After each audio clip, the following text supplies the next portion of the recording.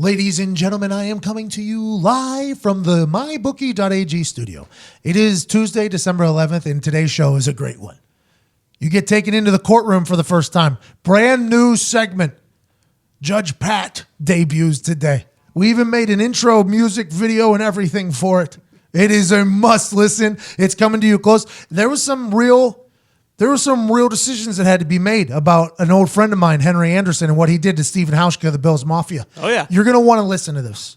And I bet that you're going to love it. You see what I did there? Mm-hmm. That went right into an ad for the only company that I gamble with, and that's mybookie.ag. Sure, watching football and all the other sports are entertaining, but it gets even better whenever you have some action on the game. Guys, you've heard me talking about this for weeks and weeks, and some of you are still on the sideline. Whether you're a rookie or an expert, you should be betting at mybookie.ag.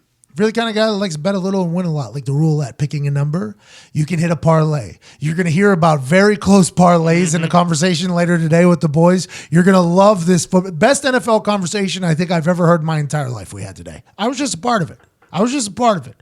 Boys came in with some really good thoughts and opinions. The conversation's beautiful. And what you'll walk away from it is with more winners and more winners to bet on at mybookie.ag. Mybookie.ag is the only place you can gamble on every single thing happening, including reality television, politics, every single sport, and they're a personable bunch. Oh, yeah. You tweet them at BetMyBookie. They'll respond to every single mention or DM. And right now, if you sign up, your first deposit at mybookie.ag, where you can bet on me putting together an IKEA thing, it was a nightmare. Just want everybody to know. We didn't get to talk about it today. The conversation did not lead to it. But that was an absolute nightmare. If you want to bet on things like that, you go to mybookie.ag, use promo code PAT, and get 50% bonus on your first deposit up to $1,000. They're giving away cash. We're giving away picks, and we're giving away a great show today. I absolutely love today's show. I think you will too. And I went on a run. Thursday, I was in a boardroom. Yep. Literally in a goddamn boardroom. I would like everybody to know out there, I went sleeveless. I stuck to the plan. Stuck to the script. Tom Coughlin told Matt Rule that. Matt Rule told me that in a production meeting while I was wearing a sleeveless, and we stuck with it in that boardroom. There were some very, very big, swinging, important humans in this boardroom with old me and Phil Maines from Plum. And I walked in there, stuck to the plan. Great conversation, good people. Some big things might be happening to old Pat McAfee Inc., this small business here. I'll be very excited to make that announcement as soon as it happens. On the blog, probably, patmcafeeshow.com. The blog is back up. Yep. And I went from Thursday in New York, Friday, I had to go to my grandpa's funeral back in Pittsburgh. Saturday, I went back to New York. Rest in peace to Richard Dick McAfee, by the way. Nicknamed Dick, named Richard. I wasn't very tight with him, but it was still my grandpa, so it was a funeral. I had to speak at it. I read what apparently Paul said to the Romans, to the congregation there, right in front of the deacon, right next to my grandpa, who I'm sure would have expected me to do exactly what I did. I said, apparently this is what Paul said to the Romans. I read it. Midway through the quote, I said to the deacon, you see? As if the deacon who's one step below the priest, I heard. One step below the priest. You bet. I said, you see to him? And he said, that's what it says there. I said, it does. And I went with the rest of the damn thing. I had a good time up there. It was nice to get back around the family. Such an interesting cast of characters, man. I got a cousin named Lil Bit. That's her hood name, Lil Bit. Formerly Lil Bit on Facebook. All the way a little bit in real life. Her name is she had a regular name. She changed it to a little bit on Facebook like 10 years ago. Huge life event for me. I've been following her and friends with her on Facebook for a long time. She's an interesting, hilarious human being. She goes to Little Bit Marshall. I immediately have to snoop around, see what's going on here. Because on Facebook, that's how I keep up with everybody. Oh, yeah. My brother would come out to a game and said he had a girlfriend, and he would bring her for the first time. I know everything about her. I've been through her Facebook 45 times. I want to know about that golf pros and tennis hose party she went to about 3 years ago. I would like to know about who's dating my brother at this moment, you know? So he introduces her to me, obviously. Hi, this is insert name here. And I go, hi, let's talk about 3 years ago, Halloween. You were at IUP, I believe. Is that right? And do I know you? No, but I know you. Okay? I'll do some Facebook. That's how I kept up with everybody. You know, I live away from everybody. A lot of friends in Pittsburgh, a lot of friends in Morgantown, West Virginia, and then other places. I've been around, so I befriended everybody on Facebook. Been in LA. I have friends in Europe that I keep up with still that I met at a rave in in Munich. I got people I still have friends there. So I keep up with everybody, Phil's kids and things like that. And I kept up with my cousin who was all of a sudden a little bit. I go check out a little bit. This is a big life event here, you know? This is huge news. We are no longer birth name. We are now Lil Bit. Lil Bit's first picture is her holding a cartoon-sized bottle of Moet and holding a blunt with sunglasses on in a club. She's probably like 18 years old at this point. I'm like, Lil Bit's about to go on. This is going to be a fun follow here for a while. Lil Bit went on a run there for about 6-7 years. Lil Bit was posting photos, doing some hood rat shit. Old Lil Bit was doing some hilarious hood rat shit. Posting a lot of photos, doing very hilarious things.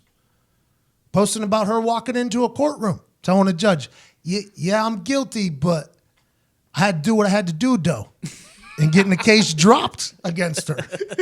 Lil Bit was one of the best followers on all the internet. It was just for me, too. I didn't tell people about it. It was just, some things are just for me. Like when the judge was just like, you're right. She explained her whole situation, and the cop didn't show up. So the cop didn't show up. She got to walk out. Her friend, who got a lawyer and everything, her friend got like a lawyer, like a public defender. Yeah, she ended up in jail. Same thing, because the cop didn't show up, but the public defender took a deal. She got jail like 48 hours in jail. Lil Bit walks into court, tells the judge, "Yeah, I'm guilty, but I had to do what I had to do, though." Cop doesn't show up. She's out. See you later. Followed it all on the Facebook. Followed it all. It was awesome. Like telling Zito to take a hike mid-show, that's for me. That's not for everybody else. No. There's some things that are just for me, you know? Yep. 25-second hockey talk with Nick Brono, that is strictly for me. Just because I know Nick is so pissed off every time it ends. It's just like, that's just a fun little thing to play, you know? It's just for me. Little bit was just for me, my cousin. I thought she ever even knew that I was doing what I was doing. She was living in her own little world out there. She was Catch Me Outside, how about that? Before Catch Me Outside, how about that? That's what she was. And I was watching it, enjoying it. All of a sudden, within the last couple months, a little bit died. Went back to the birth name. This is my first time seeing her at this funeral. So we go to lunch afterwards. There was a scheduled C-section. We skipped it. There was a scheduled C-section after the funeral. It was on the invitation. We all skipped it. I'm happy the family chose to do that. We go to lunch, a little bit sitting at a different table. I walk over a little bit. I go, a little bit, what the fuck happened? And she goes, Mark Zuckerberg, a hater, bro. And I said, Mark Zuckerberg is a hater? Yeah, they made me send my ID with my name, so I had to go back to my real name. Mark Zuckerberg, a hater, bro. And I'm like, you think Mark Zuckerberg is the reason why a little bit? It had to be, she said. And then she gave me a free little bit. And then her sister said, still call her a little bit in the hood, though. Don't worry about that. So a little bit is still alive and well, which brought a little bit of like comfort to my heart. But I'm missing it on the internet. Right. Because when it comes from just like a Ashley or a Jessica, it's not the same. Nope. When it's coming from a character like Lil Bit, everything is much more hilarious. You know? Her rapping live on Facebook Live, just with herself, rapping. It's the best. The best. We have to give her a video segment. Like, that's my bit. I want her on Dr. Phil so fucking bad. So bad. I don't know how it happens. I don't know how we do it. She gets on Dr. Phil, though. We're talking about that family going from where they are now right to the top. She is a hilariously just not a normal girl at all. She's a gangster as fuck girl. She is a hilariously gangster girl. She needs to start rapping. She needs to do something. But I got to catch up with her. It was nice. Very nice to catch up a little bit. A little bit still alive. Mark Zuckerberg, a hater, though. I finally got home. Went to a boxing match. That was pretty cool. Got a chance to hang out with Chris Fowler, Holly Rowe, Desmond Howard, Kirk Herbstreit, Triple H. Don't know if you ever heard of him. Jimmy Johnson, too. Not the football coach, Jimmy Johnson, race car driver, who has earned $400 million in his career, had better seats than Triple H at the fight. Wow. Triple H had great seats. Let's not get it confused. Triple H had great seats. Jimmy Johnson, though, just a little bit up ahead of him, right to the other side. Triple H was on TV that entire time. Good idea by ESPN, by the way. Triple H is the only guy that walked into that building, because it was all Ukrainian people on Saturday night for the Lomachenko guy. And then there was Puerto Ricans there for who was it, Zito? Jose Padero? Pazadero. Yep. Pedazero. Yep. All 15% Puerto Ricans there for him in the crowd. And it's in New York City. So English language number 4 or 5 on the list, right? A lot of foreign languages being spoken. Beautiful city, by the way. So much culture. I walked around there for like 2 hours. It was awesome seeing everything. I could never live there, ever in a million years, but it was cool to see all this stuff, you know? But we go in there. We go down from the section we're in to go down to our seats. There was only one thing all those people agreed upon, and that was that they wanted a picture with Triple H. That was the only thing. They all smiled. I don't think the Ukrainians smiled once until Lomachenko won. I don't think there was a single smile on everybody in the crowd could get it. Is how everybody was acting. That boxing tension was at an all-time high in there between the Puerto Ricans and the Ukrainians. But as soon as Triple H turned the corner and entered the room, the whole place was just like, holy shit, that's Triple H. It was awesome to see it happen. Handled it like a gentleman, too, by the way. Handled like people could not speak the language he was speaking. No big deal. Let's take a picture, keep it moving. Was able to walk to his seat without stopping while taking pictures with everybody. Quite an art. Quite an art. Consummate professional. Very nice. Everybody walked out of there like with a good experience with Triple H. That is huge. When people take photos with him or videos, they ask him to do like the water spitting out thing. No, it's great. He's always in a suit now. Oh, you know what I mean? He's in a suit now. So I think people know that when Mr. H walks in, when Mr. H walks in with the suit, like, hey, listen, this isn't water spitting Triple H. He's not the game at that point. He's in the boardroom. He is businessman, good, successful guy when that is happening. But now you catch him outside with some jeans on, t-shirt maybe, you know. Then you go right up to him with a bottle and go, Kazi, how about the thing? I don't think I'll ever do that because I'm looking to work for him for a long time. But Zito, I think just like the way you walked up to Jamie Foxx, I think you do that. You'd pedigree me in a second. I was walking behind him as we walked into the thing while people were just taking a bunch of pictures of him.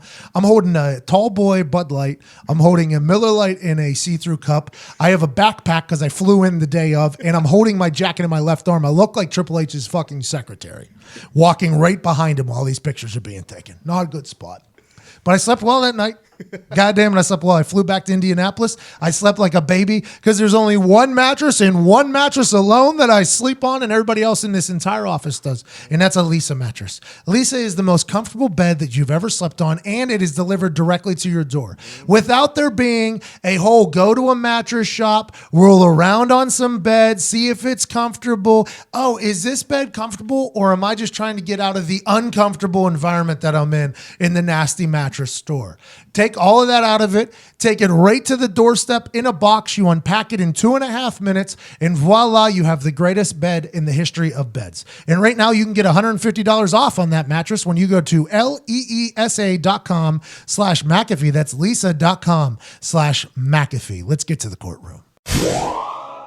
In the United States of America, there are laws and standards. There are rules and regulations. I am the man down the center, the judge, jury, and executioner. Like Roger Goodell in real life. Welcome to Judge Pat's For the Brand Courtroom. Ladies and gentlemen, joining me now is a man that I got to share a locker room with. He's a smart guy. He went to Stanford. He played for the Colts. Now he plays for the New York Jets. He was a nice man, a funny man when I was teammates with him. This past weekend, he committed an egregious act against the brand. Here we are in Judge Pat's For the Brand Courtroom. Henry Anderson, also known as Goose from the New York Jets. Goose, how are you, buddy? I'm good, man. Appreciate you having me. What the fuck happened out there, Goose? Goose. Right. So, I got a lot of Bills fans coming at me saying that was a dirty play, but I would like to plead my case to you and say that was a totally legal and fair play by me. Okay, I'm writing notes down. Henry Anderson says Bills fans, Bills Mafia coming at him strong, but that was a totally legal play. Because you hit him from the side? Is that why? I hit him from the side. Okay. Yes. As you can see, when you see the video of it, I hit him in a way where if I had hit him, if I had blocked him from the back, he would have fallen forward and fallen on his face and like on his stomach. But the way I hit him on the side and kind of extended my left arm out to make him fall kind of backwards and like on his butt. So you're the block in the back, I think is not true because I hit him in the side and he fell on his butt and like on kind of his side, but he wasn't falling forward at all. So I don't think it was a block in the back at all. So you're saying physical evidence, law of inertia is saying there's no way that was a block in the back because Steven Hauschka, kicker, running slowly behind the play, landed on his back and not on his face. Correct. And then I'll get to my other points too are so I was kind of behind the play with him as well. Obviously the kick was blocked and was kind of it passed the line of scrimmage and we had one guy returning it. He fumbled. Another guy on our team picked it up, reversed field. And when the guy who picked up the fumble reversed field, I saw him kind of slowly start making his way he started angling towards the ball carrier and started kind of positioning himself. I mean, he wasn't in a dead sprint or anything, but he was still kind of working his way to cut him off and to try to make the tackle. So I saw that, and I know as a defensive player, the defensive coaches always tell you, and the kickers are kind of under the same umbrella as far as like the rule book is as quarterbacks, where if they're not trying to make a tackle on a play like that, then you can't. Or if they're trying to stay out of the play, like you're not supposed to touch them, like they're protected by the rules. But if they start making their way and positioning themselves to make a play on the ball, then they're fair game and you can hit them. So I saw him start working his way towards to angle himself to make a tackle and saw that. So you were actually showing respect to Steven Hauschka. You didn't want Steven Hauschka to tackle your teammate who could potentially be taking a ball to the house. You saw Steven Hauschka as a threat. You said, there's no way that I can let this man, with my bills, my family on the line, let this man make a tackle, and you decided I have to block this freak athlete, Steven Hauschka. That's what happened? If you watched earlier in the game too, he almost slide tackled one of our kick returners. So I didn't know that happened.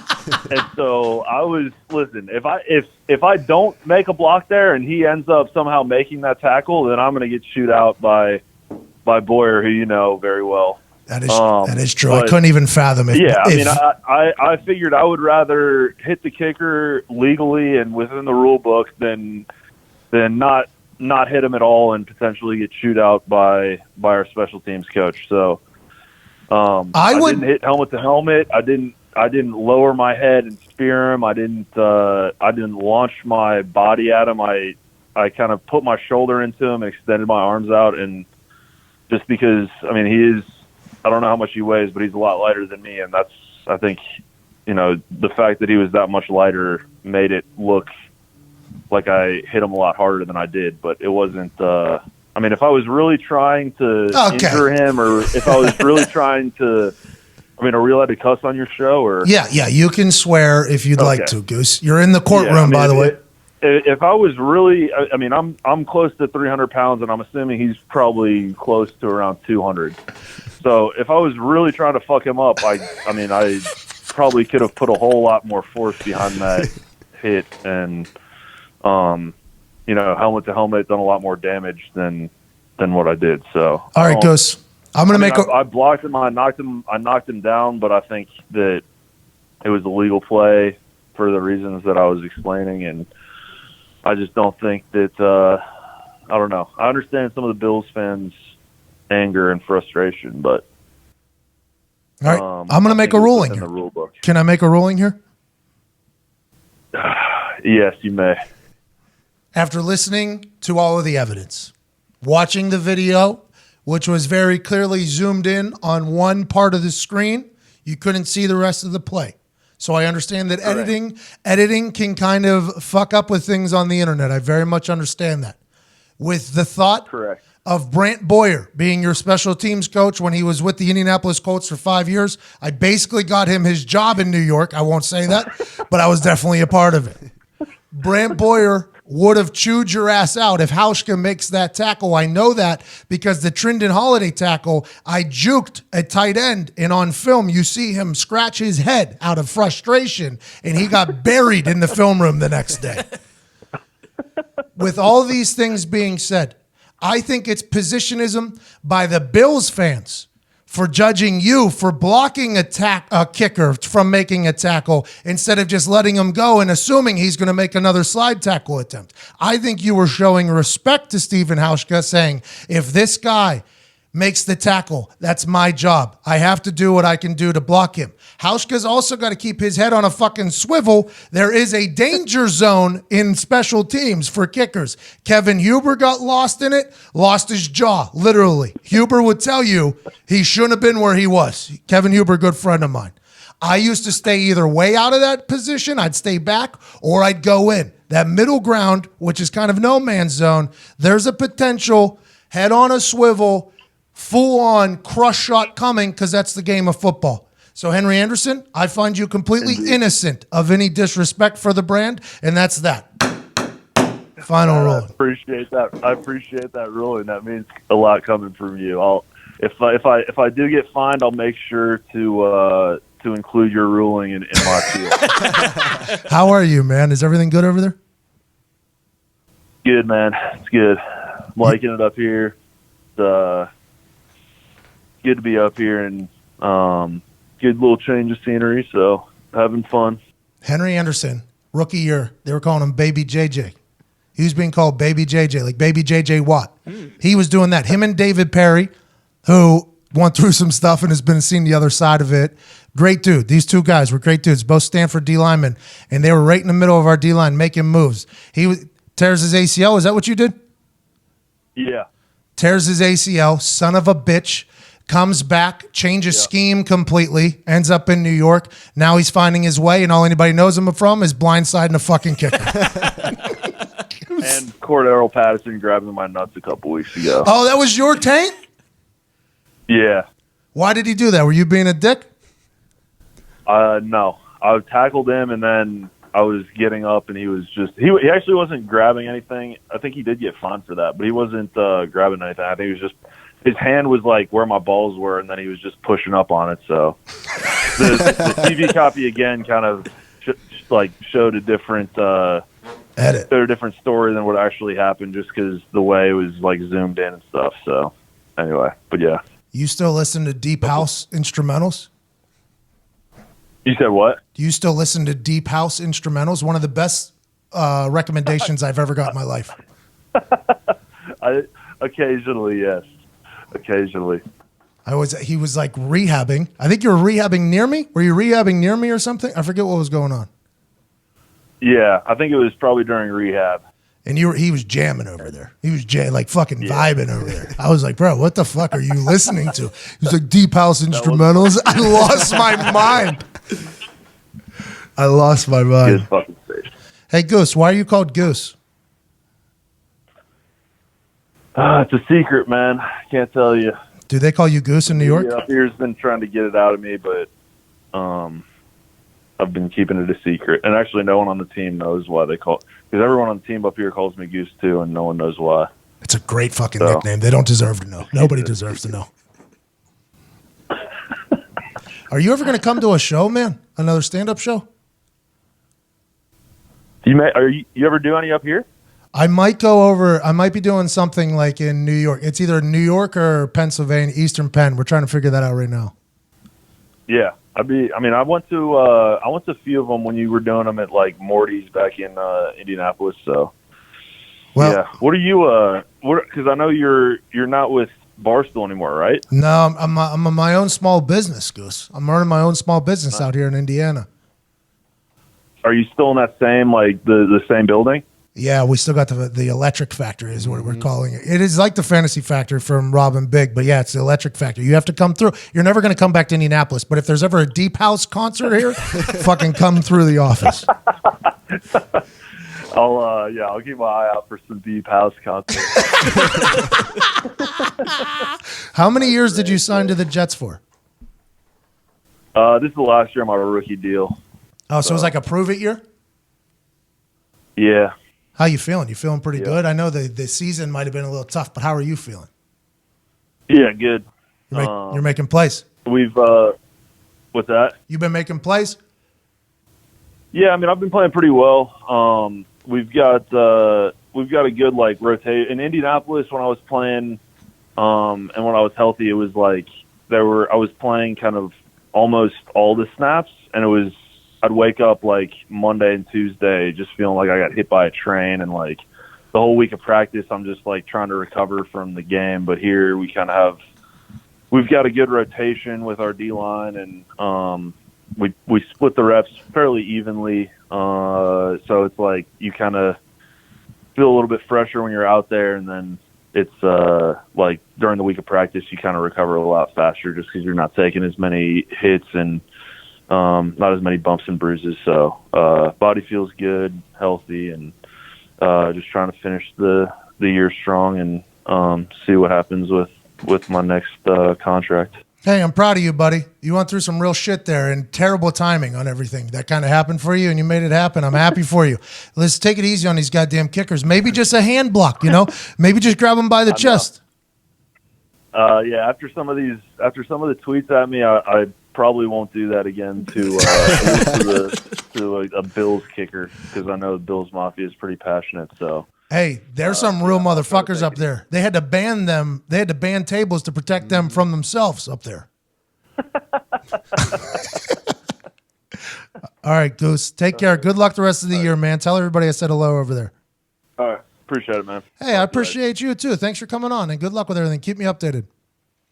All right. Cheers, man. See you. I'm excited to get in it. Diggs wants to go on the Cameo app. There's the Cameo app? Don't fucking do it. Yeah. Hold on. It got brought up. Something happened. Something happened. Right? We all got emails about it, and then somebody was talking about it here in the office the other day. There was a big conversation about it. I was just very recently involved in a huge conversation about it. I wish Phil was here.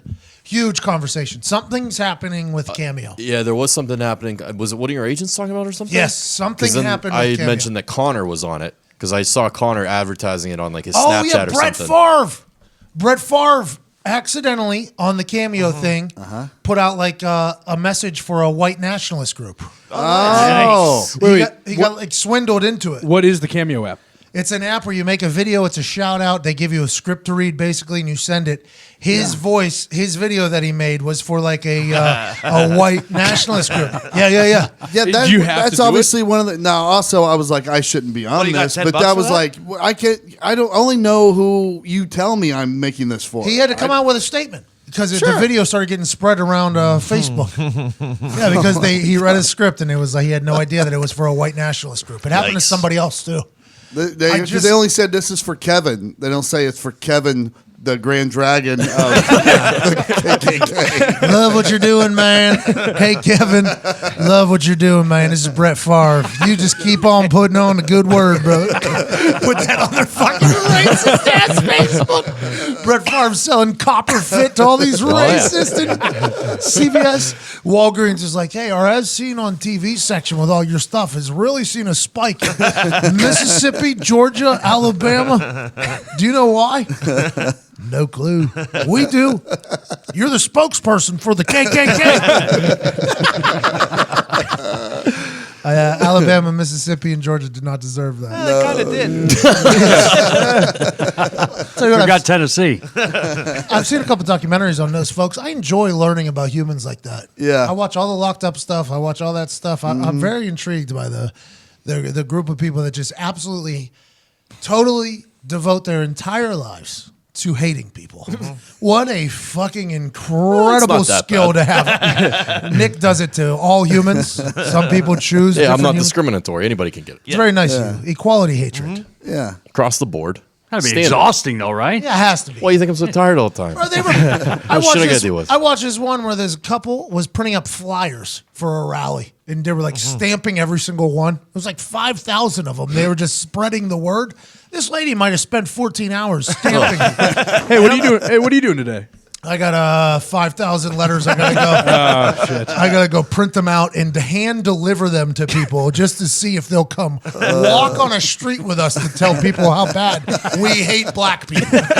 What an insane life! It's a wild life. I've to had to live. guard them before when they do their rallies in Indianapolis. They would have the local Indianapolis State Police detectives. We'd have to drive shit them has to to happen, the by the rallies. way. Yeah, because you're required by law to provide Yeah. protection for them. Any So- sheets? Wait, why? They were full garb. Oh, man. They sit up there with the It's a law. microphone and It's- Well, yeah, Constitution. So in that was the issue in freedom of Charlottesville. speech. That was the issue in Charlottesville. So in Charlottesville, they petitioned to have a Public rally. public rally there.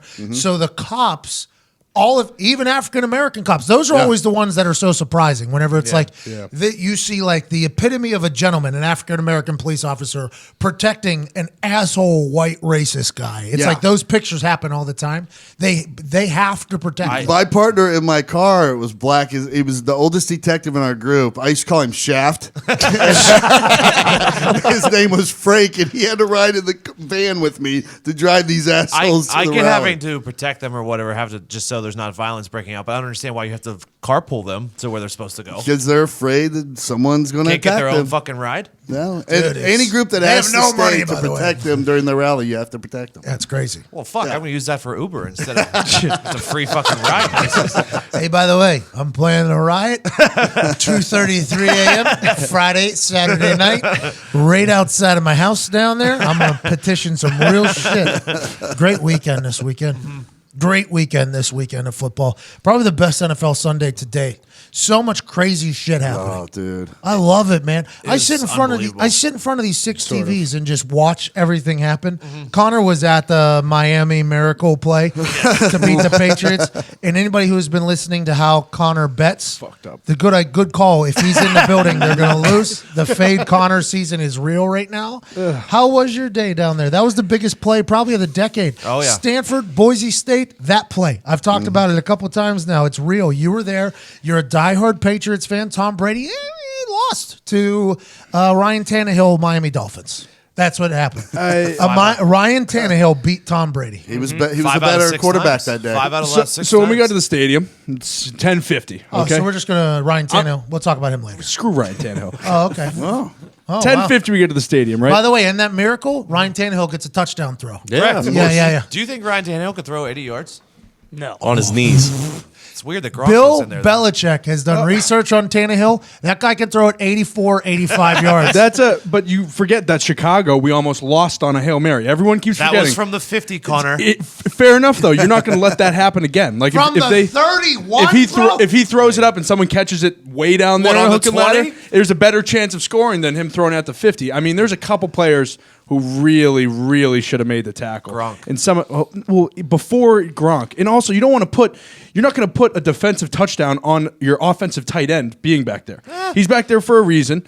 If they do throw it up, the hook and ladder from the 20 is Listen, probably what they were assuming. not the Gronk hook and is ladder one from of the 50. Gronk is one of the best athletes I've ever seen. His Sure. size, nimbility, everything about him is incredible. But he's not a 4.3 40 safety. But being a safety, when you're going to tackle a guy in an open field, I've been that, is not easy. Okay, it is not easy. He doesn't to have get- those quick twitch muscles. It is Yeah. not easy to get a guy in the open field, and he looked bad. He was made. It's not his thing though. Well, it's not his fault. It was a 69-yard touchdown. If it wasn't a 69-yard Ryan touchdown, Tannehill touchdown. he makes that tackle.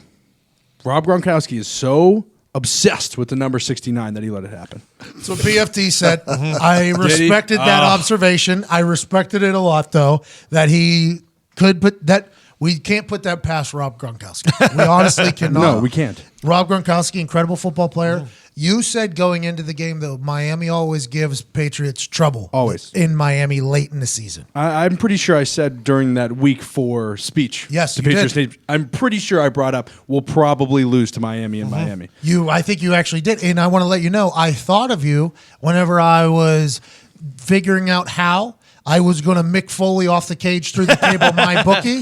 I thought of you whenever I saw plus 8.5, and I was like, Connor's been preaching this for months, that this game is always problematic for the Patriots. Every year. And you decided to go to it. I didn't.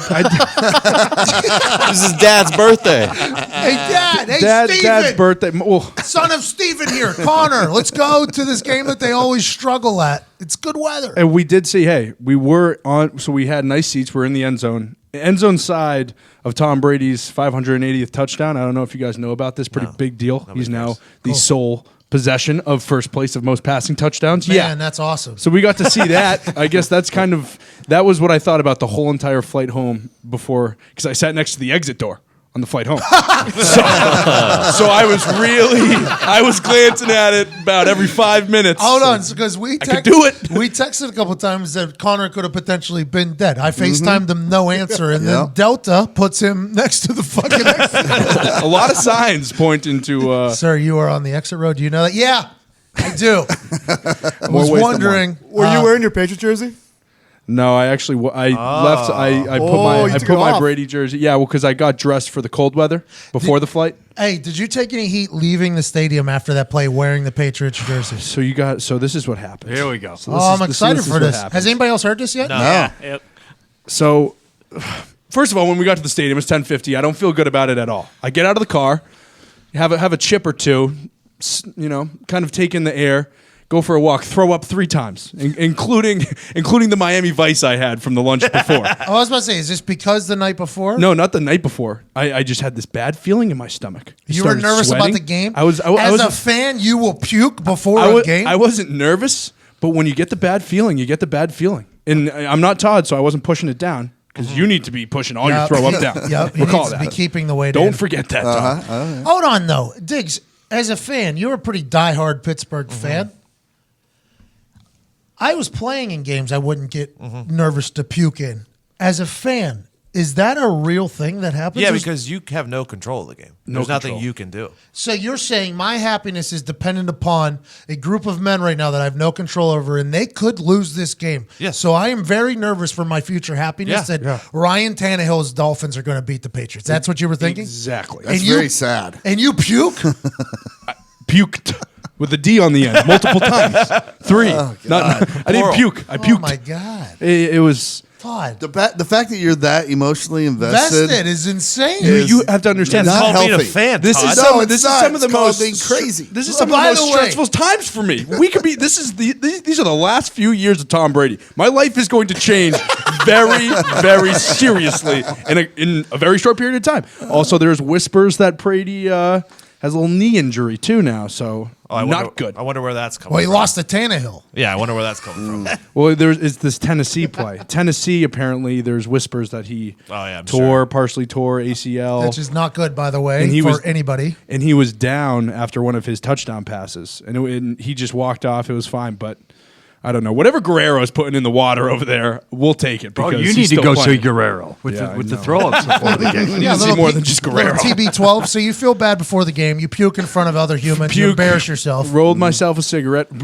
Rolled myself a cigarette. Yes. Right, as soon as we got there, Miami reeks of Cuban cigars and cigarettes. I wasn't going to go full-blown Marlboro Lights, but I decided to go Buglers, roll my own if I really want one. Yeah. So What do you mean reeks? Like bad? Like as soon as you step off the plane, There's a Cuban in the back room right there. I don't mean reeks as in bad. I mean as soon as you walk out of the Miami airport, you are hit with a cloud of Cuban smoke. Did it smell like home? Like you were like, it smells like the pub. If there were way more Marlboro Reds being smoked, then maybe. But okay, so let's get back to it. So you embarrass yourself. You nervous, embarrass Steven. I did my best not to, but I suppose so. Okay, you go into the game 10:30, 11. This game's at 1 o'clock. 1 o'clock, yeah. So this is 11 o'clock. We have a couple hours. 2 hours early to a game. Yeah, unbelievable. You're earlier than the players. Yeah, you were puking and earlier than the players in this game. In my head. Well, yeah, you had to do what you had to do. Not only was that happening, I was telling you, he's trying to watch warm-ups. we rolled ourselves a couple of how would you say spliffs? Yes. For down there. Yes, vitamins. Spliffs. However, there's another bad omen. I took them out of my pocket, standing over a puddle. both spliffs right into the water. Ooh, bad day. Bad day. And this is 11. You're rattled. This is right. I'm looking around like I might have to leave the stadium. I don't know if they want me in Was there. your hand shaking so bad you were so nervous and you just fumbled them? Not even kidding. Yes, I could barely drink a beer because it kept falling out because I was shaking like this. I'm not kidding. This might be a medical problem. I think I have a couple medical problems. But back to the game. Going smoothly. Points too, by the way. Yeah. It was a pretty entertaining game. Agreed. From a fan standpoint. Gostowski screwed us twice, and that's how we lost. What was going on? The field looked very slick, too. When I was watching Gostkowski's kicks, both of his steps, too, were like slipping. It seemed like he was running on ice a couple of times, with Boswell slipping, which we'll talk about later. A slipping plant foot, by the way. Huge nightmare for the brand. Huge nightmare. That's why Vinatieri and I, the equipment managers, I assume it's the same way in a lot of places, pack you 3 different cleats, right? So you have 3 different cleats for any away game. We ended up at Kansas City, which was a turf field, but it was frozen because it was negative something. So we actually wore our flat, like our flat shoes because it was on ice. There's always, equipment managers at the Colts are the best humans on earth, but there's always 3 different choices of cleats. To me, it didn't seem like Boswell was wearing cleats for the thought that it was slick. So in my head, I don't even think Boswell knew he was going to slip there. Normally, you can kind of get a heads up, like, you know what, I'm probably going to slip He here. should have known. They were slipping all fucking. That's what I'm thinking. In my head, that's what I'm thinking, is that Boswell didn't, there was not even a thought, because he went real deep, real hard at that They ball. actually talked about it multiple times on the broadcast of how bad the field was and how everyone was slipping. And See, I wasn't listening to it with sound. So that happens for kickers, though, too. Kickers change their cleats as well, is what I'm saying. So I don't know if he did, but the way he was going at it, it didn't feel as if he was worried about it at all. That is a nightmare. There was nothing you can do. Kicker changes their cleat, right? Plant cleat. Plant cleat. They'll go 3 inches on the left, and they'll keep like Vinatieri's or yeah, he'll do like 6, 7 studs on his left, which is like the little pop-in plastic ones are a little bit longer. But the kicks you never change. It doesn't matter if the weather, right? I mean, no, the kick is the same, but if you have to dance around with your feet, just like every time somebody slips and falls in an NFL practice, you'll hear the words, be an athlete, which means don't let your feet get out from underneath your body. You won't slip there. No matter what the field is, you shouldn't slip if you're really precautious. Now, granted, some places you're going to slip. That's going to happen, but there's a lot of like, be an athlete, which means don't get out far. He got real out front, like real deep on it. So his foot was all the way out there. So he was setting himself up for like that's a lot of torque coming in there. I don't know if he changed his cleat. I've heard the Boswell thing. We'll talk about that in a bit. But he's in a bad spot right now. Oh, Boswell. I feel bad for the guy. But Gostkowski seemed to be slipping. At halftime, they were picking up a lot of loose grass too. Like people were going because it rained right before the game. Both of them were right too, right? He hit little fat balls that went right. He hit the post. Yeah, that sucks. Didn't they have to call? 3 inches away, by the way, from a great game. 3 inches away. That's 4 points too. We left on the board. Yeah, They had to call a maintenance guy out there, right? Because literally part of the midfield just came up. Yeah, no, the Dolphins. Yeah. Yeah, that's a huge deal though. Whenever you're kicking, by the way, because we're talking about inches here. Like everything is so fast and everything's in inches. The slipping in the slickness of a field very much is affected of kickers and punters, by the way, and punters. Ryan Allen, question for you. I know he's a lefty punter, but he was lining up not behind the center, but instead to the right, behind the. And then he would punt it this way. Yeah, well, he was always aiming left. Yeah, so you end up back in the pocket, right? So the pocket is built like kind of just like a quarterback pocket, yeah. So if you stand off center, you take your 2 steps. If you're aiming left, you offset to the right a little bit because you're taking your 2 steps back to the left, so you end up in the middle of the pocket. Yeah. Does that make sense? Yeah, for sure. I wasn't sure. I had no idea. So we actually had one where I would offset to the right and we would move a tackle over. So then there would be a tackle over right, so it would be a lopsided front. So the right would have 4 people, the left would have 2. No, 5 people, including the snapper, and the left would have 2. And then you step right. Yeah. So it's a bigger pocket way. on the right. It's all about being in the middle of the pocket. Unbalanced line. There we go. Tackle over. Yeah. Hey, how about that courtroom earlier, huh? That was awesome. Bet you didn't think that was going to happen, huh? Me ruling for a guy who pretty much decapitated a kicker. I think we came to the agreement at the end that he would have done it differently next time. He'll do it differently next time. Yep. That was what we came to at the end, an agreement that he would do it differently next time. But he was correct after looking back at the film after the courtroom. He was correct that the ball was returning that way. And Hauschka does make a cut to go act as if he's going to make a play. So, I mean, he kind of does. And Hauschka, I was talking about that middle area earlier. Hauschka knows there's people behind him, too. So that middle area is when people are behind you and in front of you. That's not a good place to be. You're either in the middle of it or you're all the way out of it. It's one or the other. But do I think it was a little bit excessive? Possibly. But what if Hauschka gives him a juke like I did to old Cuzzy in Denver? Yeah. Then he looks terrible. You know what I mean? Hauschka didn't see it coming. He's in a bad spot. But could have been a lot worse. Exactly. Could have been a lot worse. And I didn't think my life could get worse. And then I found out I'm 0.009% Italian. I'm joking. I'm joking. That was just a terrible transition. Finding out that I was Italian was actually a pretty cool thing. I joined the Italian club. Yeah. I've always mocked my friends and their families for being a part of this Italian club as the only Irish guy basically within probably 15 miles in Pittsburgh because it's all Italians. I found out through a 23andMe DNA test kit that I am tiny bit Italian. And the Italians, which they have done, have welcomed me in. Granted, they claimed my right foot as the small percentage that is Italian. They claimed the only thing that has made me not the only thing, but something that's made me a lucrative amount of money. What we would expect us Italians to do, by the way. Be like, that's probably our foot if we had to guess. That's what us Italians do.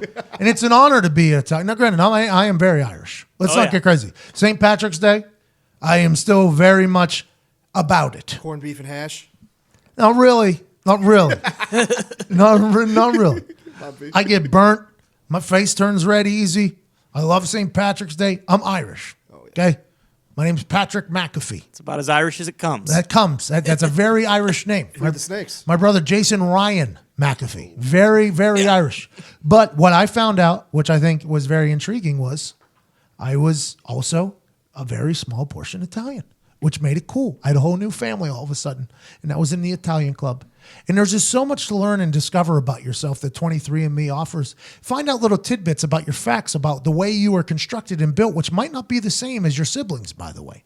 That's why this is the perfect gift, not only for you, your family, friends. The gift of knowledge is a beautiful one, especially in the world where we are now, which is a very woke society. It is very cool to know about yourself, your history. It's been a lot of fun for me to kind of dig into my past and my family's past, especially with the passing of my grandpa. It's been a lot of fun. 23andMe has opened my eyes to a sense of knowledge that I never knew was possible. And it all came from spitting in a tube. That's what you do. Yeah. The issue with me, I'm not great at breathing. I got a big nose, but it's not the most open. I think it has small holes in my nose. Yeah. So I can't breathe through my nose well. So I got to breathe through my mouth. So when I sleep, a lot of mouth breathing when I'm sleeping, right? Because the nose isn't all the way open. So in the morning, I had to do this 23andMe spit tube thing. And I am a guy who normally has a pretty dry mouth in the morning. Sure. Simple to do it. Simple to do. I'm saying it was a simple thing to do. Even as somebody who doesn't have the most, because it's an easy, you wake up, you grab the tube, you spit in it, you close it, you send it, and bang, you find out exactly who you are, where you came from. That's something you want to do. That is something you want to do. And right now, through December 25th, okay, Jesus' birthday, you get 30% off any 23andMe kit. Order your DNA kit at 23andme.com/Pat. That's the numbers 23, spell out ANDME.com/PAT. That's 23andme.com/Pat. 23andme.com/Pat. Big shout out to them. Also, big shout out, I got this new fade, man. I got this fresh fade in New York. I wasn't going to get my hair cut. But I landed in New York like 3.5 hours early, 2.5 hours early for that boxing thing. I was like, well, I'm in New York. And the place I was going was directly next to a place to cut my hair before called Rudy's. I've talked about this place. Literally got dropped off out of the Uber right in front of the Rudy's thing. Had no idea. I looked at it, like, oh, shit, this is the place. I'm like, well, I got 3 hours here. I'm going to go down there and get my hair cut. So I sit down in a chair, and they get me right in. No line. It was awesome. It's beautiful. Sit down, they go, what do you want? I was like, just a fade, and then keep the hair long on top. Keep the hair long on top. I like to do something with it. He was like, do you have a preferred length to start your fade? I was like, a half. A half will be cool, and then fade it down into my beard too. I'm becoming an adult. My beard isn't great, but I like to make it look professional. Like, I wish I could look like Bryce Harper. I don't, so I need you to do what you need to do with the Clippers here to make it look better, okay? Big meeting coming up with ESPN here. Big handshaking moment coming up here. Let's do it. Guy goes, you got it, man. Thanks. Guy from Brooklyn. Very nice guy. Grabs his clippers, gets right next to my ear, has me looking away from the mirror so I don't see it, and goes, does like a chunk there next to my ear, and goes, oh, shit. He said, did you say a half or a 000?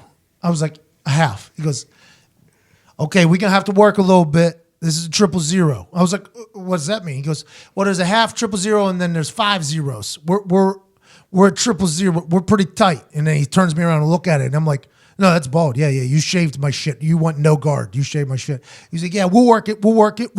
And then he did. He worked this into a fade. But I had to walk around New York City after that. My head was fucking freezing. I have a bald head basically around the bottom of my head. My head is bald right now around the bottom. It is completely bald. It came out of nowhere. He did a whole chunk too. Like there was no stopping. Like I was thinking like maybe we do the Vanilla Ice, like the line in the side. I was thinking like because I don't want to go bald there. But he did a whole chunk right by me. Oh shit. No, it's never good by the way. Yeah, not what you want to hear. Getting a haircut. When a person's cutting your hair and you hear, oh shit, not great. He did a great job though, but he had to work on the fade. Like he had to really put in some time. So when you do that, you got to cut the top too. I had good flow going up top. We had to trim that. I think he did a great job, but nowhere near what I expected. But then I went around, walked around New York, the whole thing. But now it's all growing back, right? It's all growing back. Oh, yeah. And I'm at the perfect place to like shape my beard. Okay, so I could shape my beard. And there's only one beard butter to use it with, and that's Dr. Carver's Shave Butter. And there's only one store that takes care of everything you need in the bathroom to look good, feel, smell, and just be goddamn awesome, and that's Dollar Shave Club. I love Dollar Shave Club because they have everything I need to look, feel, and smell my best. What I love even more is the fact that I never have to go to a store. That's because 1, DSC delivers everything I need right to my door, and 2, they keep me fully stocked on what I use so I don't run out. Here's how it works. Dollar Shave Club has everything you need to get ready. No matter what you're getting ready for, they have you covered from head to toe for your hair, your skin, your face, you name it, they have it in the bathroom. And they have this new program where they automatically keep you stocked up on products that you use. You determine what you want, when you want, and it shows up right at your door from once a month to once every 6 months. It's all about what you want, Ty. That's what I do for the beard butter. That's what I've been doing for the smell good. I've been using Dollar Shave Club for my entire bathroom, and it's made my life better. I think everybody's been noticing, too. Oh, yeah. It's been very nice. Samantha, my lady, has been very much enjoying this relationship with Dollar Shave Club. Also, my mom. She thinks I look much more like an adult. She's like, you look like an adult. I'm like, thanks. My dad, be an adult. It's good. Plus, with their handsome discount, the more you buy, the more you save. It's handsome. Not only are you handsome, it's also an incredible discount. Mm-hmm. And right now, they've got a bunch of starter sets you can try for just $5, like their oral care kit. After that, the restock box ships regular size products at regular price. Yeah, it does. Huh? A little bit of a tongue twister there. A little bit of one.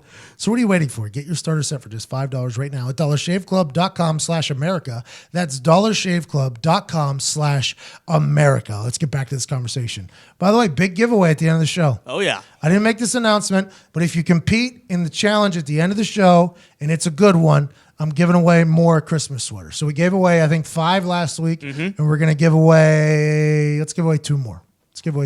Sounds good. And we'll personally make sure you get them within the next we're not doing a supplying before Monday, before Tuesday of next week. That's what we'll get. We'll give ourselves a week. We can do that to get 2 more people Christmas sweaters. You compete in the contest at the end of the show. Yep. All right. Have a great day. But yeah, it seems slick there. Goskowski had a rough day. Yeah, it was a little wet. Is he it was gone? a little wet. I don't know. There's people talking about Goskowski if he could be gone. That Really? dude's one of the best in the game. He can come to Pittsburgh. He's the all-time winning scorer for the Patriots now. What's Why? that? He's the all-time. He passed Vinny. He's the all-time winning scorer. I will say He's really fucking good. it'd be nice to get what's the A&M man? Braden Mann, he's a punter. Well, we want him too. Hey, good scouting there. He's a right-footed punter. Hey, first team All-American. He's a right-footed punter. He hits the ball very, very far. Congrats to him for winning the Ray Guy. I think he's going to give up a couple touchdowns early, potentially. But I think his leg is strong enough he'll be able to figure out. The kid's got a very strong leg. I think he's very good. I like Braden Mann. Talked about him on Texas A&M radio. I remember that. Called him from the truck. Gig him. Gig him down there, boy. Braden Mann, good guy. They call him Piss Missile because the video I did about him. They call him, his nickname is Piss Missile. Oh, nice. Because I did a video about him. Yep. Not a bad nickname. Great. But yeah, after college too, calling me Piss Missile. Yeah, you got a man. Bro? I definitely drink beers with the name Piss Missile. Yeah. I had a friend named Thor. I couldn't even imagine if Thor and Piss Missile walked in. Fuck. That's tough. Anyways. I mean, get to the part where you crumble and die. Okay. That's what we're looking for. I know. So Gostowski gets a field goal. Yep. 33-28. Happy he did that, by the way. Very excited. My mother, who is a mother, was like, "Hey, Connor, she there? Yeah. She's there. You better you got to leave early. You don't want to. You want to beat the rush. You got to get there." Are you kidding me? You're I'm puking not. before the game. 3 hours you arrived before the game. He did 3 hours before the game, kidding. puking, shaking, couldn't even hold his vitamins. Dropping vitamins. Dropping vitamins. I know. She thinks you're going to leave early. We That's do. not gonna- We What? We do. You did? I do leave early. Oh, no. So we're walking out. Yes. Bro. 16 seconds. Wow. Always knew you were a piece of shit. Grand scheme, great planning from her. The line at the Miami airport was long. I almost did miss my flight. But I walk out. I'm taking my backpack full of clothes from the car. Go and get the Uber. Cops are blocking the street. Whatever. We just get a cab. Open the trunk to the cab, right? It's opening. Backpack's off, putting it in. Roar from the stadium. Roar. And I turn around. I'm like, oh, no. Taxi cab driver gets out of the car. The Dolphins won. The Dolphins won. I was like, shut the fuck up. I don't fucking care, dude. So then, everything starts happening. Nick, by God, Boston Connor's dead. I appreciated that a lot. I really did. And you went all the way to Miami to see your favorite team, to celebrate your dad's birthday, Puked. and you left moments before what might be the greatest play in NFL history. In the season. Either way. Do you think I wanted to see that either way? Yeah. No. Not me. Yeah, the reaction from the Dolphins fans to you after that happens, I want to hear about Well, that. most of them left. Most of them were already gone by the time I left. All the Dolphins fans around me gone. Do No you one think there. if you stay there, that play happens? Yeah, for sure. For sure. I do, because I think we're cursed in Miami. Miami is a curse. I don't know what it is. Who plays next? Who you play next? Those fucking Steelers, who losers. Diggs has said the season is over. Season's over. It doesn't matter. Why It is doesn't that, matter. Diggsy? I mean, they had to go 2-2 in this last stretch. They're now going to lose the Patriots, Saints, and Bengals. I'll probably get like the 14th or 15th draft pick. So, I started looking up mock drafts last night. I'm fucking done with them. They're fucking. You can't beat the Raiders in fucking Oakland. Okay. Big Ben sits out fucking 3 drives when he could have come back earlier. okay, questions. Yeah. Because the Raiders-Steelers game was deep in the DirecTV. I was already at home by this point. I only have one game on. I don't have 6 TVs like The Right. Office. I don't even know what's really going on. I flip over to the Steelers-Raiders because I'm getting a lot of tweets about Boswell. And normally I get tweets whenever things bad are happening. Yeah. So I got a lot of tweets about Boswell. So I'm like, what the fuck's going on over here? And I said, but Dobbs is playing quarterback. Some running back I never heard of is in the backfield. I'm like, is this a fucking preseason? And I look at the score. I'm like, 14. What is going on here? And I send a group text. What happened to Ben? And then everybody was just like, no idea. He's standing over there with a hat on. Fucking fake rib injury. He didn't even get hit. Fucking pussy. Soft cartilage. So what happened? He wanted to lose to John Gruden and Derek Who Carr? the fuck knows? He wanted to do classic Ben hero bullshit, so he sat out until they went down. Then he came back in, literally scored in 30 seconds to take the lead, and then they fucking scored again to end. Hold on. Tomlin, I've been He a was a Tomlin, hero. He I've came been a back and Tomlin did what Ben apologist does. my entire fucking life. He's gone. Fuck him. He could be gone. Who, Ben? Yeah, no. Ben's still fine. Tomlin? Yeah, Tomlin. Fuck him. Why are you mad at Tomlin? Well, because it was Tomlin's decision apparently not to put Ben back in. Wait, so Ben comes back and he says, hey, Tomlin. He was cleared at halftime. It's me, Ben. Fake injury. You know the deal. I'm good to go back in. Tomlin goes, nah. And says, Josh Dobbs is our starting quarterback? We were in the flow of There's the. We were in no the flow way. of the game. Yeah, Is that what he Tomlin said? we were in the flow of the game. There's no way that's what happened. Does that He happen? went on record and said we were in the flow of the game. They asked why Ben Well, didn't and then come when in. the Raiders did throw the ball down to the 8 or whatever, there was a minute 20 left, and he was like, no, timeouts, we're fine. We don't need to call a timeout. Let's just rather run down to 20 seconds. Ben Roethlisberger is an elite quarterback. This would be like if Tom Brady is healthy, granted, Tom Brady's greatest of all time, but Ben Roethlisberger is up in that top 5. He literally is in the league. He's in that top 5. Every year, his numbers are outrageous. He has the greatest wide receiver in the game, and Antonio Brown. Juju. Okay. There's a reason why Juju probably gets all the open looks, if I had to guess. I don't know what defensive schemes they're running, but I would assume Antonio Brown is doing a lot of favors to Juju Attracts a Smith-Schuster. little attention. But to have the best wide receiver, you have to have a guy who's throwing the ball. Like Eli Manning isn't doing what Ben Roethlisberger is doing. Roethlisberger is an absolute stud. But it's these types of situations that it's always the petty shit that happens with Ben Roethlisberger. You're like, this is why you're not the guy, though. Like, what happens? He comes back on the sideline. And Tomlin looks at him and says no, and Roethlisberger just goes, "Oh, okay. I'm starting quarterback here for like 12 years. Won a Super Bowl. I'm just not going to go." Like Peyton Manning would have put his helmet on, walked on the field, and told whoever Dobbs to get the fuck off the field. We're going like that is what those. Yeah, you would think so. That is what those guys do, though. That's what I'm saying. Like that is what those guys do. Tom Brady would have done the same. What do you think? Belichick's going to be like, Tom, go ahead and take a fucking seat.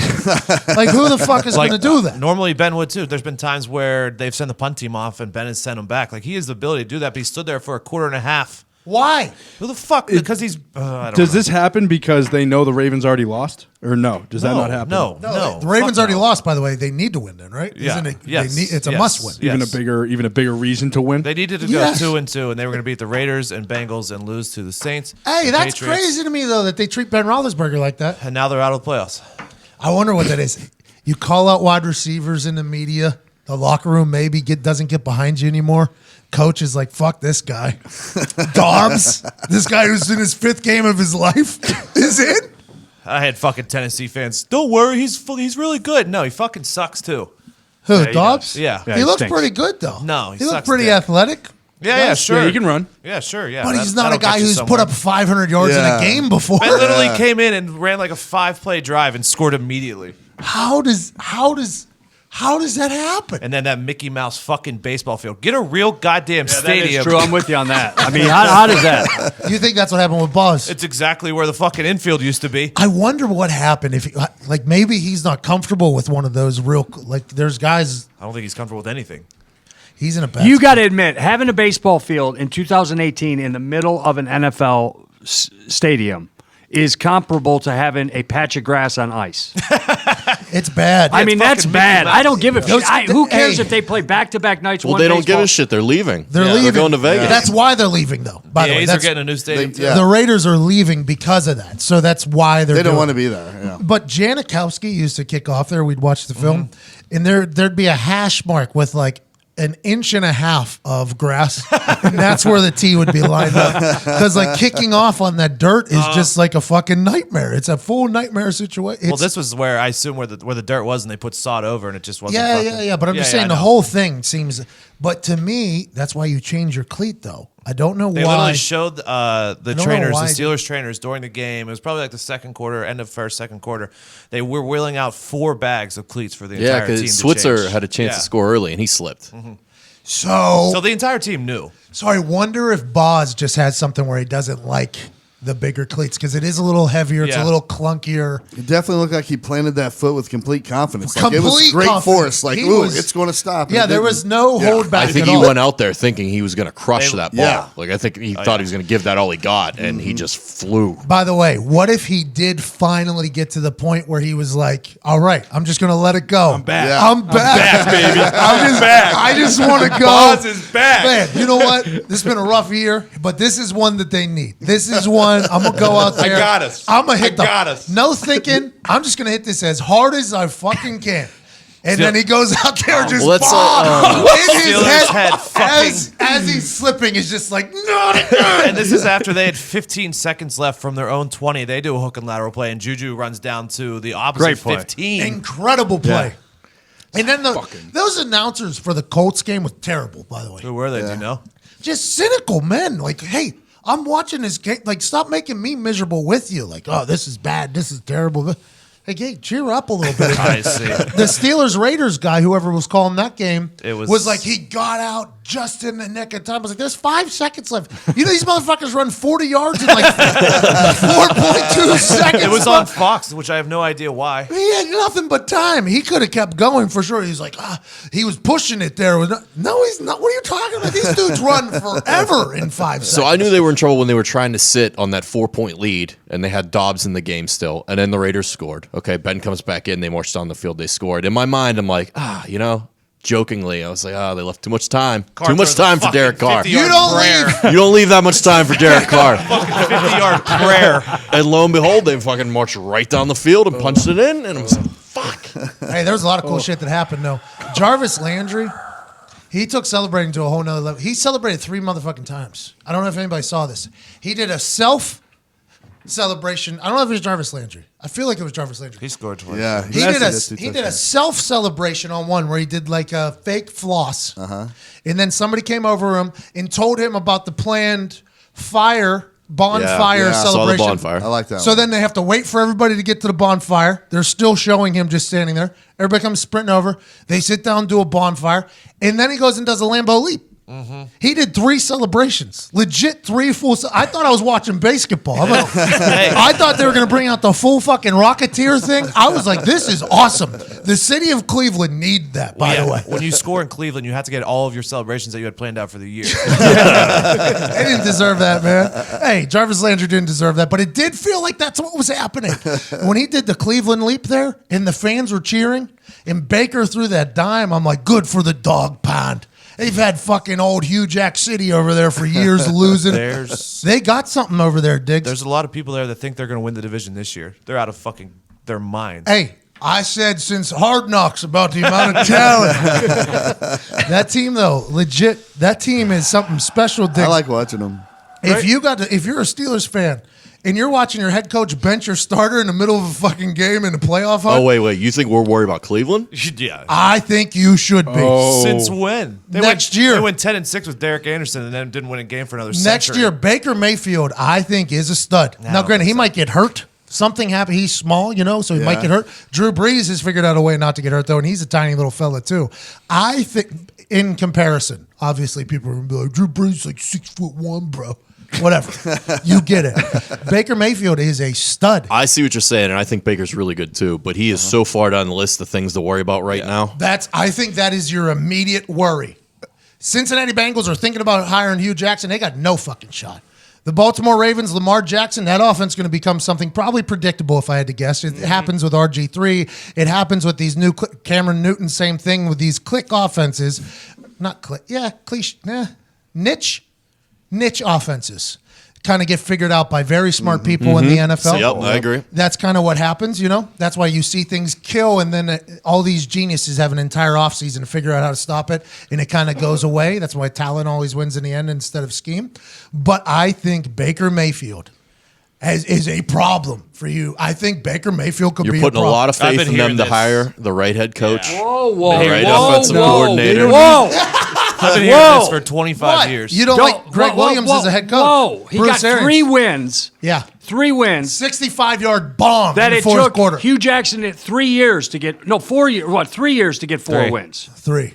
Yep, let's see him do it over 16 games with other teams game planning specifically for his I'm offense. asking you and What defense. if Bruce Arians comes in though? Bruce The Arians. quarterback. Okay, fuck? How'd he do in goodbye to Arizona? Greg Williams. Well, I'm but okay He with had that. a good, Mike, hey. when he first got there. Hey, Bruce Arians might kill Baker Mayfield, though. Legit. That is a 5-step, wait for it, hold my dick, we're going for it. Bruce Arians, nuts on the table offense. That is Everything will be over the top. It'll be like he's back at Oklahoma. but he's got it, too. That's what they're doing right now. They're running college offense right Hey, now. Bruce Arians saw that 64-yard ball and was like, we can fucking throw some deep balls with that motherfucker right there. Bruce Arians would love that They game. said right now Freddie Kitchens is running basically the same offense that Baker ran at Oklahoma, so to make him feel comfortable. So there's no way that Bruce can come in and Greg Williams can be D coordinator, right? They can't do that. Bruce Arians said publicly that he was going to bring in Chuck They Pagano. could, but the way Greg's been talking about all these offers he's getting, it doesn't seem like he would stick around. But that's what I'm saying. I feel like Greg Williams has probably got a pretty good rapport in that locker room. You're an interim head coaches who do well are very much beloved in the locker room because you're doing something you're not supposed to do. That's going to be an interesting hire after the year. It's going to be an interesting to see what they do. With that being said, Cleveland and bring in somebody absolutely terrible and ruin Baker Mayfield somehow. Yes, they got young talent across the board, though. But they are loaded with talent. And they're all young. Myles Garrett, young. Jabril Peppers, Denzel Ward. Nick Chubb has had a year now that he's stepped in and become the guy. And Callaway at wide receiver is pretty good. Yeah. He had that deep catch against the Saints. Oh yeah, that was a one good catch. Yeah, that was good. I mean against the one best week 4 maybe the one best team in the NFL. Hey, sparks of greatness. That's all you need. You just need to keep the fire burning, brother.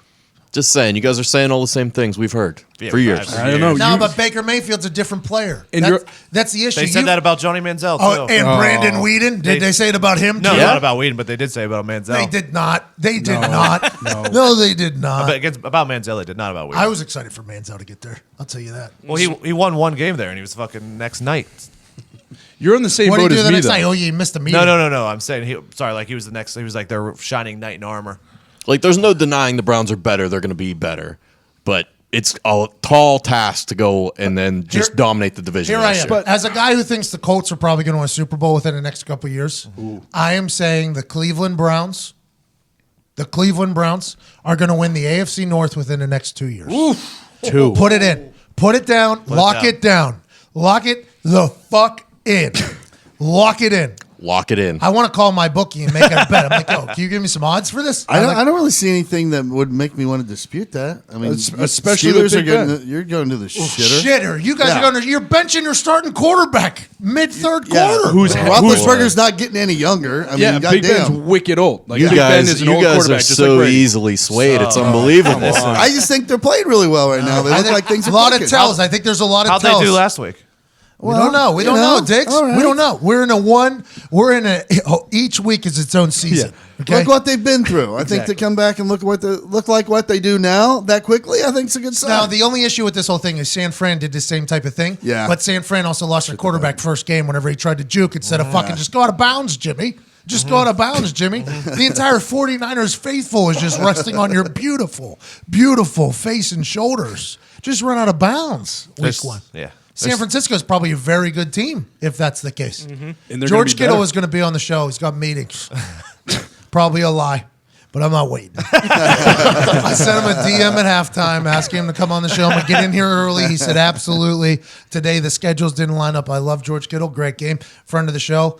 But we had court earlier, too. Yeah. I mean, we're in you a got to do spot. what you got to do. Can I be that guy for a minute? Yeah. Just give me a second half catch. I mean, just give me one, okay? Well, Shanahan, same thing. Man, throw it to him. Shanahan actually said that in the post-game speech. He said, we got a game ball here. Guy with 210 yards, right? Yep. Yeah. 5 yards off the franchise record, he said. And he said, I probably should have got you the ball. And then he threw it to him. It was a great line. I thought it was the overall record because Shannon Sharp's the one. Did Shannon Sharp play for San Fran? No. No. No, So I it was think it was positional record. the Yeah, record. tight It was end. the positional record. It was probably- 215. It might have been both, though. Yeah. I'm sure it was. Yeah, Yeah. definitely was. Yeah. That's incredible. Good for George Kittle. What? Wearing his fucking Austin 316 shirt. I love him. He's a hilarious human. I mean, just sitting around for 3 more hours, though. I don't know if I can do it. Let's assume that interview is not happening. Yesterday, Mahomes was throwing no-look passes. Bro, this dude's a fucking video game. Hey, he is a lot of fun to watch. Yeah. That Kansas City Chiefs team is a lot of fun to watch. He's They're the very funnest real. to watch. They are very real. That was baseball. That was a straight up baseball shortstop. Yeah. Oh yeah. Do you practice Yeah. that? Like do that in practice at all? No, I don't think so. First off, in football, it's not the corner. It's not like they were in a zone. The corner was literally trailing him a man. There was no reason to even look to do a no-look pass. He No, just he did it could- for fun. There's a linebacker right there in the middle though. The guy that I pointed at in the video, Yeah. there was a guy, he was a little bigger body. I'm not sure he could have cut it off, but I just don't I think in basketball, the guys that have the ability to do that shit, like, I don't think they think about it. No. You're right. They just do it. It's something that just happens. Like, Mahomes might have made eye contact with that fucking guy and just decided to fucking do it. He looked like a shortstop that Yeah. looked the runner Yeah. back to third, and now the corner of his eye saw a guy he's still too far off the bag at first and snaps it over. Snap it over. And that wasn't even his best throw. And then the roll out the Tyreek On Hill on fourth fourth down. and 9. Like, whoa. And everybody's He's a stud. saying, I mean, the internet, people Yeah. people are going to find things to say. Well, it was 4th and 9, so why didn't he do that on the first 3 plays? Somebody tweeted that to me. That's really what they said. Somebody tweeted, I think like numerous people tweeted, and then no look pass. Oh, my God. One guy was like high school football All-American, obviously, at least all section. He goes, wait until he throws a pick doing that. Then will it be worth it? I'm like, yeah, absolutely. If I get this highlight out of that, yeah, it's absolutely worth it. Yeah, I wasn't looking. Of course I throw a pick. Yeah. What do you expect from the guy? That was awesome. It was like Brett Favre back in the day. But Brett Favre would only do it for like 5 yards. That seemed like he could have threw that for like 40, 50 yards. He's like a mixture Favre of, would like- also complete it once and then try to do it like 15 times the rest of the game. He's like Favre, Rodgers, and like Randall Cunningham all in one. I love him. It's crazy. I think Flacco ends up in Cincy, by the way. I woke up with that on. That'd be hysterical. Wow. I think that's where he's ending up. I mean, and by the way, good luck if you're. Maybe if Jim Caldwell is head coach over there. I think Dalton's better than Flacco. anybody to be buying honest. to Lamar Jackson? I think it's going to be an offense. Diggs. I wasn't. Yesterday Diggs. he played a lot better. I mean, they should have won. But Easily. hold on, they bring in RG3. They bring in RG3 when they needed a throw. Hey, RG3, here's 3rd and When? 22, Right, I think it was, Oh, at the after end of the Lamar game. got hurt. No, at the end of the game, the last know, 2 he plays. got hurt. Is because Lamar Jackson got hurt? Yeah. On 2nd down? Yeah, he got hurt. That's why he came out. No. Yeah, swear to God. Get used to it. I feel like I was watching the game. I feel yeah. like I was watching the game and I didn't see that. No, he got hurt. On 2nd down. And then the announcer was talking about how it was actually unlucky for KC because they thought Robert Griffin was actually a better thrower. Yes. They were talking about that. But I thought they were saying, like, here, RG3, here, you're coming into 3rd and 22, like they subbed, like Harbaugh subbed him in. I'm 99.9% sure he was hurt. That's what I thought. I remember, but now you're making me question it. So, and I have no fucking backbone. I was listening with no sound, but Lamar Jackson already hurt is not a good sign because the guy that came into him, that kind of teacher, Yeah, the did the guy that same came thing, in, kind of the same thing. That's what happens with those quarterbacks, though. I mean, it happened with RG3. The only reason Cam Newton hasn't died yet is because he's a monster. Johnny Manziel, they tried to do it a little bit. He would have died. Yep. Johnny Manziel would have died. That's why I think the Baker Drew Brees comparison, Brett Favre comparison. Well, yeah, Baker can throw it much better than those guys. He can maneuver in the pocket. 65, He's also a little 63. thicker. Baker's a little thicker. And Thick. He's a smart runner, too. He's got grit, dude. That kid's got it. I love the way I like the way he plays a lot. I'm a big Baker Mayfield fan. And he said he woke up feeling dangerous. Back-to-back Heisman's for the old Oklahoma Sooners. Yeah. That was a wild move, huh? Oh, how about our boy from North Dakota State with the basketball pregame warm with the football? Hey, that was some of the dumbest shit I've ever seen. Hey, that was some of. I know. And I put the tweet out. I said I feel like I'm a pretty good football handler. Yeah. But I can spin it. I can put it on my finger. I can do the bounce back off the ground. I can do the in the palm thing. When you have a football in your hand for like hours at a time, you learn how to do stuff, right? I can throw it behind the back, bounce back. I can do all that shit. I have never even thought or considered doing that. And I don't know. I've never. He was smooth as shit. Whenever you said North Dakota by 1,000,000, Yeah. if the guy is that loose, being able to do that, because there's not a lot of thinking there, Yeah, right? yeah, If you yeah, think correct. you're going to mess Yeah, that yeah. up. If he's that loose on national TV, which that was a complete flex, by the way, on national TV, Yep. that's insane to think They about. won 38-0. Yeah, good call, Diggsy. Makes sense. Oh, yeah, That they makes a covered. lot of sense. How about him going behind the leg with it? It was like kind of what Steph Curry does, like pregame, but with a football. It was, Did anybody try that? No, I haven't. no. I just thought I about actually it. did try it earlier. How was it? I didn't even get the ball off the ground. Actually. It was very hard. It was very difficult. It looks, because there's only about that big of a spot. I would always drop the ball, right? Because Yeah, the yeah. drop is the most important part of the punt. And you try to drop it completely flat. And when you do that, it should bounce straight back up to you. That is what he's doing, but he's throwing it back and forth, flipping it. He's trying to make it bounce as flat as possible. That's incredible touch. I was mesmerized. yeah, me too. I was legit. I watched it probably, I'd say 100 times. I was in an airport. And I probably watched it 100 times. I'm like, how is he even? How's this guy doing this? It was Carson Wentz's backup, and now he's going to go too, pretty high in the draft apparently. That dribbling expose, I'd love him in the locker That room. game was wild too. Fucking Cowboys Eagles. Does he dribble before his next game? Yeah, it has to. Yeah. Yes or I no? assume he does it before. That's every probably game. a pregame thing for him. Yeah. That's right. It seemed like it was like his thing. Yeah, I Like, it assume was it's just an like, every game thing. He didn't just wake up that day like, look what I can do. How many times do you think they bring that up during the draft? Oh God, I can't. They're going to talk. He could probably throw the ball far. Probably throw the ball far. They're going to know he's got good handles. You remember when and they show that it'll be every single draft lead up show. Mel Kiper is all over that. Todd McShay, Mel Kiper, Bill Polian will probably mention something about it somehow. Everybody on ESPN will talk about that. That Heisman came out of nowhere. Ain't nobody thought Kyler Murray was going to do that. He was Ty's brother put in a Kyler Murray before the season to win the Heisman. Really? He won a bunch of money. Yeah. And What are the odds? plus 2,000. Wow. Yeah, brother. Wow. Well, he was, Bro. and then he was the Merry favorite going into Christmas. that night, so he almost guaranteed the win. That was It's crazy. The media 1,000% flipped it into him being the favorite like 3 days, 4 days beforehand. It started to become like obvious that Kyler Murray. Who votes, the media or ex-winners? both. So the media came together and said, this guy only plays one half every single game. Mm-hmm. This guy is more vital to his team than this guy because Jalen Hurts took the Heisman moment from Tua. Mm-hmm. So we are going to drum up some drama as well with this, start writing about Kyler Murray. So there's a bunch of hype before the Heisman, and then Heisman gives it to the underdog. That's an incredible thing. A guy who has a $9 million signing bonus waiting for him from the MLB was somehow an underdog story. Somehow an underdog story. Scott Boras came out and vehemently said he is not playing football. He's going to play baseball. Good for him, man. smart. When he won 3 state championships in Texas too. I was watching highlights He's of him from insane. high Dude, school. he's insane. He was incredible. They were packing stadiums just to see him. He was back up to Baker Mayfield. Yeah. Even more the case that the Cleveland Browns are going to be fucking great in the next 2 years. Kyler Murray, who won 3 state championships in Texas, I think he went undefeated as a starting quarterback, just won the Heisman his first year playing, was backing up the quarterback in Cleveland. Think what's your about that. point? Joe Flacco used to back up Tyler Palco. Johnny Weird Manziel shit also happens. won the Heisman. Hey, Tyler Palco was the truth, though. Tyler Palco was. Hey, Tyler Palco was. I love this fucking team. Tyler Palco was the truth. Tyler Palco was the truth. That guy with his lefty with his little flow. He backed up Drew Brees for years until fucking Chase Daniel came in and stole his spot. I was real pissed that day. I saw him, fucking Paisan Palco, man. I saw him at some event, and he had just this.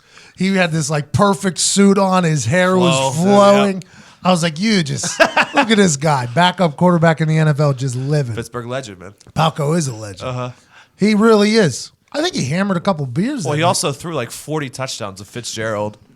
Like, Eric Fitzgerald, by the way, pretty good football player. yeah, not bad. The Lions, Foxy's edited. That was a bad game. I didn't even know it happened. Stafford threw. While I was watching Red Zone, they didn't show a highlight until the fourth quarter. Yeah, they did not. I kept having to look on my phone, check the score because I had him in a parlay. Yeah. So you guys you all almost hit the same parlay. It sounds like from bro. Is that where these parlays are coming No, from? these are all on our own. Yeah, they were all slightly different too. Like I sent it to you guys because I was like, okay, the only team I had left was the Rams, and I had them at 3.5. So I was like, oh, of course, the Rams are only going to win by 3. Lo and behold, whatever happens. But at the time I sent it, I still needed Dallas to win, and that was literally as I sent it, Philadelphia scored, and I was like, I just fucked myself. Shouldn't have done it. But then Amari Cooper came through. Yeah, that was huge. Hey, that touchdown was insane to end it there. That guy that was on the other end of that. Douglas? Just that's a half an inch. Yep. That's a half at the other side of the bone. That hits on the other side of his forearm. That ball goes down. You know that. Like, think about that. How miserable that corner's life is right now after that happening. It's all over the internet. It's viral. It's prime time. It's another ending to the crazy NFL Sunday. That guy just lifts his hand just from here to there. And that's not just a game. So many plays a game. Yeah, That was Philadelphia's season, right? Yeah, that was the division. That was the division championship. definitely really was. Oh. Was it crazy focus on the part of Amari Cooper? Or was he just kind of like, oh, Yeah, I there it think is? so. Because it looked like he was just tracking it. By the way, I think so. Yeah, it looked like it. Those elite guys are. He's been unreal since he got out of Everybody Gruden's went the after man. Jerry Jones, man. Everybody went after Jerry Jones. Everybody was like, Jerry Jones. I even said it like, this is Jerry Jones doing what Jerry Jones does. You give up a first-round pick, that's big PR. Yeah. That's a big story. I never said it was a bad decision. I thought it was just strictly a PR marketing promotion move by Jerry. But it turns out It's the fucking best one that was made at He that went time. back to being who he was his rookie year. Yeah, he was perfect there. Jerry, he said in the post-game interview, he said, "This is what I dreamed about as a kid: the city, the passion, the facilities." He took a shot at the Raiders' facilities. He was like, "This is what I dreamed. This has been a dream come true." And if they make the playoffs, Dallas, he'll win his 3rd Executive of the Year award. That's a true story. Jerry Jones, Yeah. is that an impressive amount of times? Yes. What is normal? 1. 1, 2. But Jerry will get 3 if he I'm just saying with the Cooper mid-season number 1, boom, starts him on a playoff run. By the way, Mike deserve The it, owner too. of the team. I mean, those go to GMs, as you know. You Yes. know what I mean? Yeah, there's not a lot of owners that do both there. How about Tyron Smith wearing a fucking knee brace on his arm? Yeah. Being What a that big. mammoth. That's like Cena wearing a fucking headband on his Yeah. arm. That's like Cena. Absurd. Hey, have you seen the clip of when The Rock asked Cena for a armband and it doesn't fit? The Rock makes fun of Cena for having like too big of arms. He's like, because he wanted to do a people's elbow. That's what I thought of yesterday whenever I saw that guy with the knee brace on What do his. they put on his knee then? I have no idea. Custom. Has to be custom made. He's the same human as us, by the way. Same species. Yeah, apparently. Same They species probably of have human. they probably have elephant knee braces that they have to buy and ship in for Tyron Smith.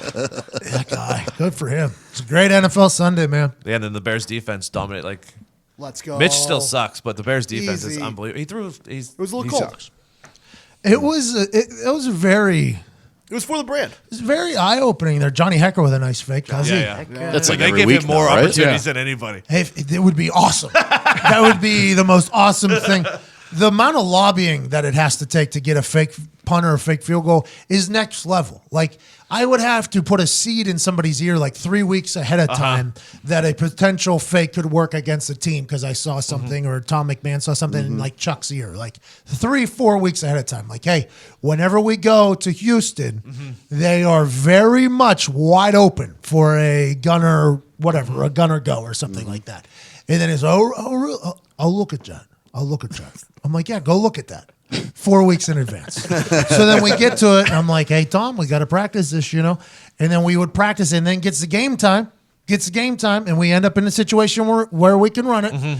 And it's like I'm literally just staring at him on the sideline, like staring at him. What's the call, by the way? Or what's the signal? It could be anyone. It could be one where I roll right and throw. There could be just a gunner free throw. No. What's The your name? call from the sidelines that, hey, we're going. We're not punting this thing. We're going. Me? Yeah. You think I can make that call? I did that one time at Jerry World. And Do you remember the name of the call when you checked off? I think it's zebra. So you go to zebra, which meant zone for the line. So the line's no longer blocking a man. They're going to zone because they just got to hold up long enough for me to get the ball and throw it. So if anytime a corner was left wide open, it was a check to zebra. Zebra was check to throw to the gunner. So it was automatic that. So if you look in that thing, Colt Anderson actually looks back at me and goes, zebra. And I go, yep. Wait, do you usually yell a call before? Huh? You usually yell something on Not the me, line? the PP does. So the PP is making the calls because he's up there. So he's setting the protection. So he'll say either red, blue, whatever they have, Los Angeles, New York, however they have left, right. That's for the center to go that direction. So if there's 4 people on the right side, you need the center to go right. So it'll be like red, red. So the right guard knows that the center's going to the right. The left guard knows that the center's going to the right. That's it, right? So it's like, hey, the center's leaving you. You're on an island, left guard, right? So those are the calls. Zebra is when you go to a zone. So everybody doesn't have a man now. Everybody's just backing up like field goal protection. But whenever that happened, if you watch a film, Colt Anderson looks at me. He looks at me when he sees the corner come on. We've practiced this like literally 82 times. Like we've practiced it a lot. And like you see Colt Anderson like look at the guy and like his eyes just get huge and turns around and goes, zebra! Yep, let's go. First quarter, primetime television against the Dallas Cowboys. Our first drive on our own 18, 4th and 12. We gave the ball to Trent Richardson 3 times. It was great. Lost 2 yards and bang, I throw it. And I thought it was a dime. Dewey McDonald had caught that pass 70 times in practice. It was a lock. And he dropped it. And the entire sideline is awesome. There's a guy named Wally who's an athletic trainer for the Colts. The best. One of the most hilarious humans in the history of the world. He is right on the sideline, right where Dewey's catching it. And he just starts throwing his water bottles up and down and then walks away because he'll fucking start screaming something. Everybody just loses their mind. And it was after that where Chuck was like, I'll make the calls on the fake. I was like, yeah. I was like, well, are we going to stop throwing the ball to Dwayne Allen if he drops a pass? Is that going to happen? Or are we just going to get a little gun shy, Chuck? And he was like, listen, we're on our own 18 and you're throwing the ball to Dewey McDonald. I was like, that makes sense. Anyways, the lobbying for a fake is very difficult, but out there, Bones, John Fossil just lets it fly because Hecker's an athlete. It'd be awesome for him. How about Taysom Hill blocking that punt? Yeah, by the way, everybody's calling him a quarterback. Is that what he's been playing this year? He hasn't been playing wide receiver or slot wide receiver or running back. Everybody's like a punter's blocking or a quarterback's blocking a punt. I'm like, he hasn't played. I don't think he's played quarterback one time this year. I think Drew Brees has been on the field every single time he's there. So I was mind blown that they were trying to undersell that. Like, it's so easy to block a punt. A fucking quarterback can do it. He's got to be having so much fun. He gets to play every position. He's like backyard football for him. Yeah. It's backyard football for him. He's faster than everybody on that team, they said, and he just lives. He's 45 years old Mormon guy. Yep, exactly right. Good for him. Did you see the Bears fake where they were trying to go like bring the offense back out and the ref went down? Yeah, that's what we were trying to do, by the way, against the Patriots. So they were trying to get a substitution thing, just like the terrible, god-awful. Yeah, but that's what we were trying to do, but the Patriots didn't fall for it. At all. At all. Yeah. Which, by the way, was in the plan. If they don't fall for it, we're cool. Just back her up 5 yards, get a fair catch inside the 20 anyways. No big deal. Just don't snap it. Great play. Great play. It was just a communications fault. Yeah. It's the breakdown. Something fell through the seams. But like the Bears last night, I think we're actually trying to get their offense on the field to run a play, but it doesn't make sense because then the defense has an opportunity to sub. Yeah, they let them go all the way off the field. Yeah. So they go all the way off the field, they come back. The Patriots do this back in the day. The Patriots used to do this, but they wouldn't let their people all the way off the field. They would get close and then come back, so there's no time to sub.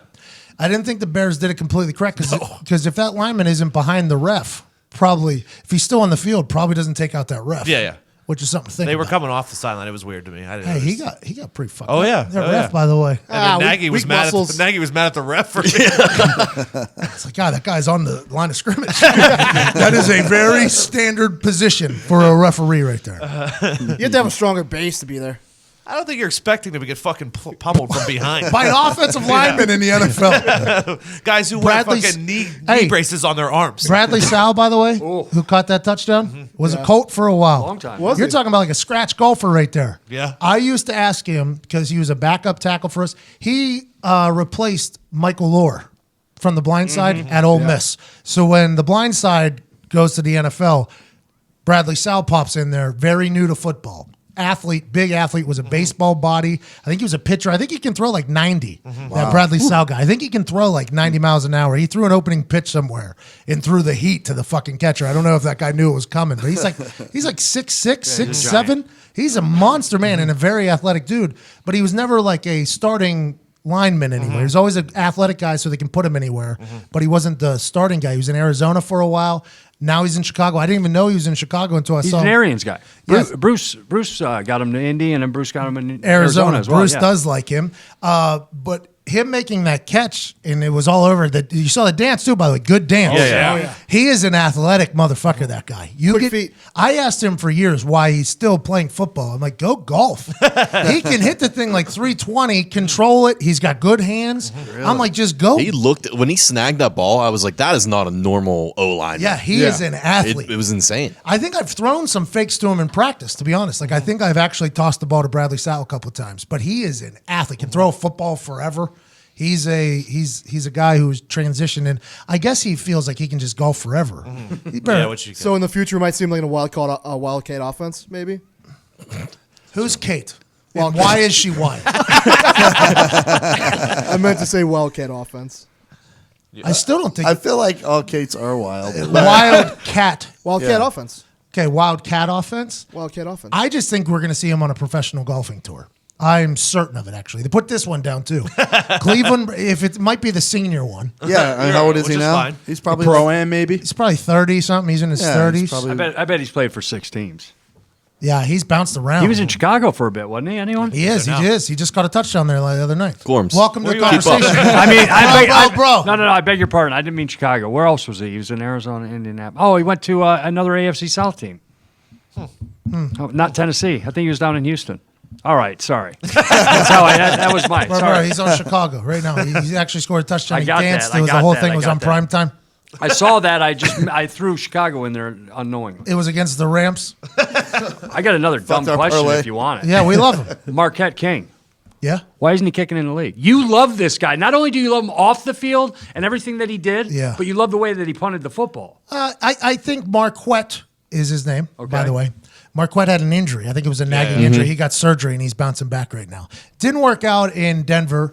I think Tom McMahon was planning on him punting a certain style. All right. Like in arm. So right now, Rigoberto Sanchez, the punter for the Colts, it's like number 3 in net or something like that, gives up no returns. He's using the same strategy that we punted my last 2 years when I was punting there, which is a take from Sam Cooke with a little bit mixed with a bigger leg. So basically you hit the Aussie punt in the middle of the field, which is normally just for pooch. You hit it like 47 yards, 48 yards. You get a huge hang time, and it's a fair catch every single time. So there's 0 return. You're eliminating the returner completely. But you're not getting 60-yard punts, right? So you're not hitting the ball 65 yards. You're not hitting low liners to the corner and hoping that your coverage team is doing anything. You're just hitting the ball short and high, fair catch every single punt. There was like 3 months where I didn't give up a return yard. 3 months, by the way, which I think it might be a record. So he'll kick again. I think he will, yeah. But it that's won't- that's what Denver was wanting Marquette That's to what do. Tom McMahon, the special teams coach there, who had me, and then he had Rigoberto last year, and now he's there. He saw a huge leg. You have to have a big leg to do this. So Rigoberto Sanchez has a very large leg, but the only way you can hit the ball end over end 47 to 50 yards is you have to really fucking swing at it. So you got to have a big leg. So in Tom McMahon's head, he was like, Marquette has a huge leg. I can teach him how to punt like this. We'll be able to move. I don't think it was really Marquette's thing. I don't think it was his style. So I don't think he was being used in his particular best interest. So he didn't have a great year. Wasn't having a great year in Denver. So I think he'll get another shot after this rehab, and he'll be back. All right, Kevin White. What's up with him? Kevin White, West Virginia. Let's go. Somebody something. Diggsy, McAfee, give me something, Pat. Kevin White. Because when he came out, he was all everything. Yeah, and he I know he got 4 injured. times in a row. And then he got 2 years out. Is he ever going to play in the league? We did a joint training camp with the Chicago Bears, and he was rehabbing something. It was like year 3 of a rehab. He caught a Hail Mary this year. I don't know. Yeah, but the amount of monotony rehab is. Yeah. Oh. That guy has had a fucking terrible go. It's not like, hey, we drafted this guy and he's hurt. It's like rehab is a bitch. And when you're not playing, you feel like you're nothing. Granted, you're making good money. So that's, I guess, if that's all you care about, it's good. But it's not a fun process. So I'm assuming he's not happy about it either. But he seems to be a guy. Does he play now? Not really. Not really. No. He's done. Huh? It's a shame. Oh, well, good West Virginia grad. Here's something to think about. I was thinking about this yesterday. So the Giants, right? Saquon's rolling. He's a beast. Hey. It's very apparent he is a monster. He's unbelievable, huh? The last couple of games of the season for the Giants are meaningless. Oh, are you're you talking still going to about roll sitting him a out rookie. there? Not sit him, but you're not going to give him the ball 25 times a game for the rest of the year, are you? Is that coach getting fired? No. I don't think so. No. Man, think maybe you Eli's do done. then. Huh? I think they go quarterback, and the Eli time I think might be over now. So it's crazy to think about the NBA strategy here. That's what it is, really, yeah. It's crazy to think about that. I mean, everybody said that we did it when we sucked for luck. The players didn't know that, though, by the way. The shelf life of running backs? Yeah, but also, I mean, the only thing from a personal standpoint is like the other players aren't trying to just lose for their entire life. You know what I mean? Like they are also a part of that thing. But you take Saquon out of that, I mean, I think they lose a lot of games right there. So maybe everybody else is fighting for a job. But even injury-wise, you Yeah. don't want him to get a late ACL in the late Just- part it's of the just- season and look, not be able to their play. But season- he is Saquon Barkley. Their season's a bust. Adrian Peterson got an ACL injury late, came back in 2 months, and broke the NFL rushing record. Let's assume that some of these humans are just on a different level, using a knee brace for an elbow. No, that'll never happen. That'll never happen. There's That no just way doesn't they happen. arrest It just Saquon. doesn't happen in football. I agree it doesn't, but should it? I don't know. I agree with the load carry, lighten the load carry. Maybe 11 carries next to 22. Yeah, but man, I'll tell you what. You keep feeding the beast there, and he goes into an off season knowing he's the man. That's a whole different. Maybe that's an entire team generator booster too. Yeah. You know, if they just fade off and lose here and disappear. I wasn't even, to be honest, I wasn't even thinking about the tank. I just knew the season was already at a bust. Well, you take him out, that's a tank, right? Yeah. Oh, Yeah, yeah. big time take. Aren't there incentives for him to play though? Yeah, yeah. In his contract, Probably. wouldn't he want to? Yeah. hit a couple numbers there. Same with OBJ. I mean, he's already hitting some insane man, numbers if you look. Absolutely. GMs do not give a fuck about the players. Well, some might say that they do. Some might say that they do. But I've seen players not dress for games because there's a particular bonus if a percentage of games is dressed or started. I've seen that happen before. Adam Gase. So we can't act like that doesn't happen. Yeah, we can't just act like that doesn't happen. It does.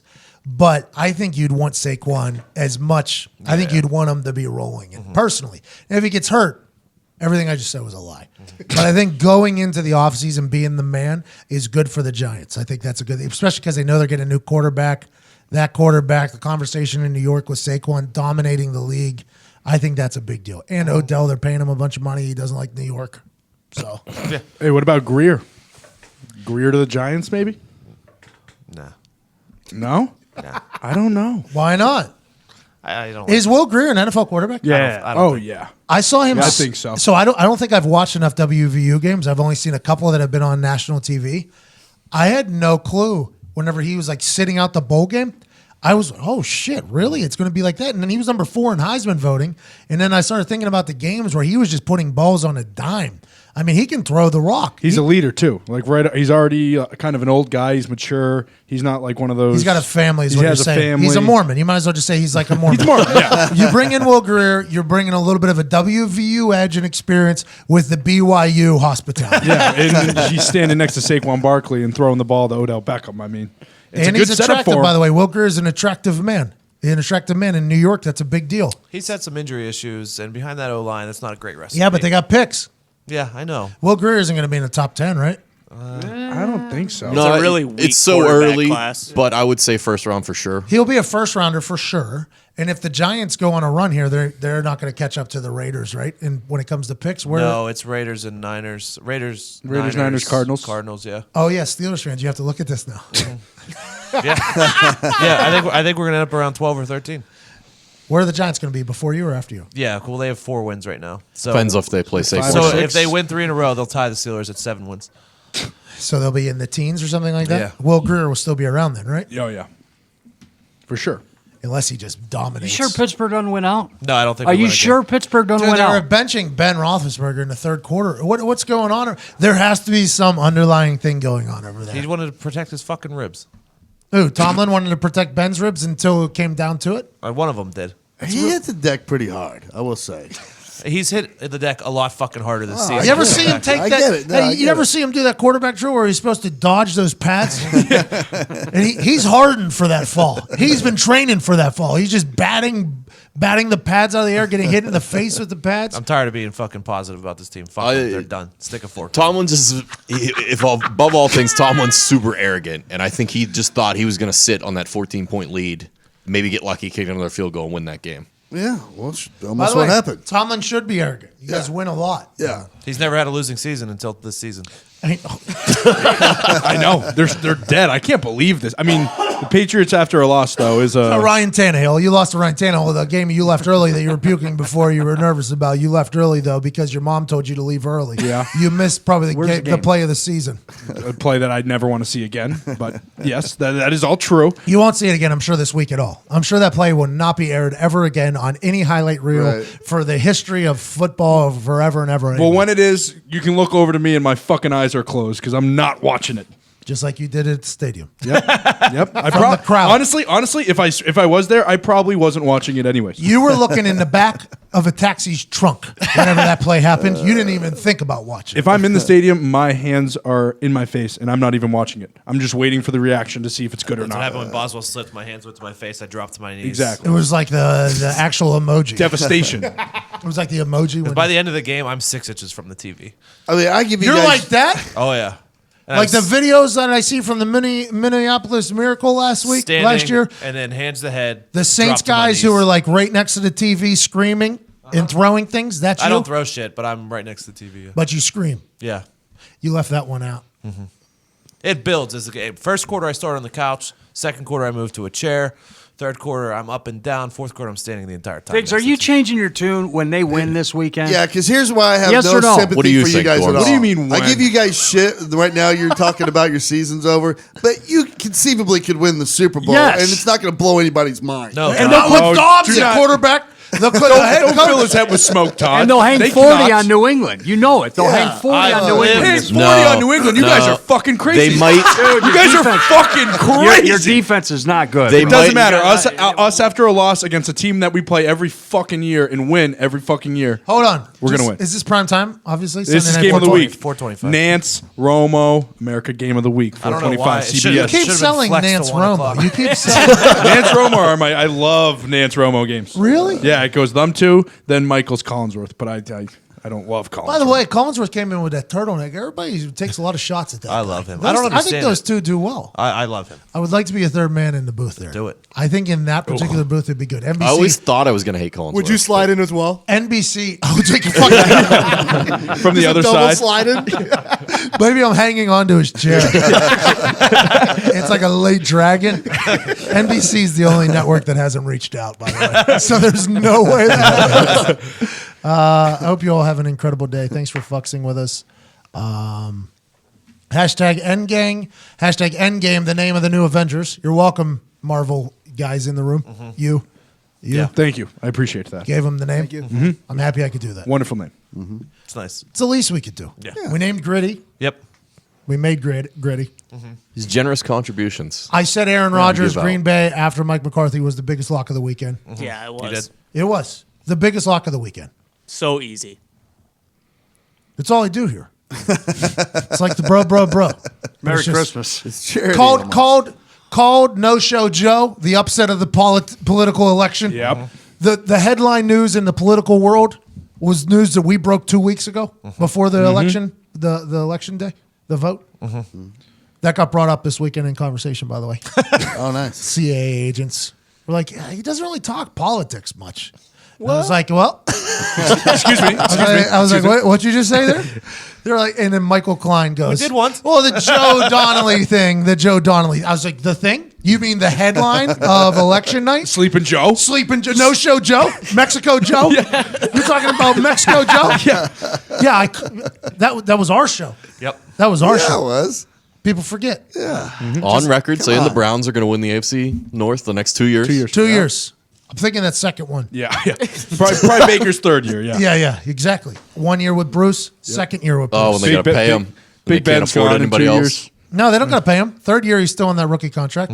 Still on that rookie contract. 5th year option for a first year quarterback. With Or his first most, year. with his most, For a first round player. with his most experience with an offensive coordinator.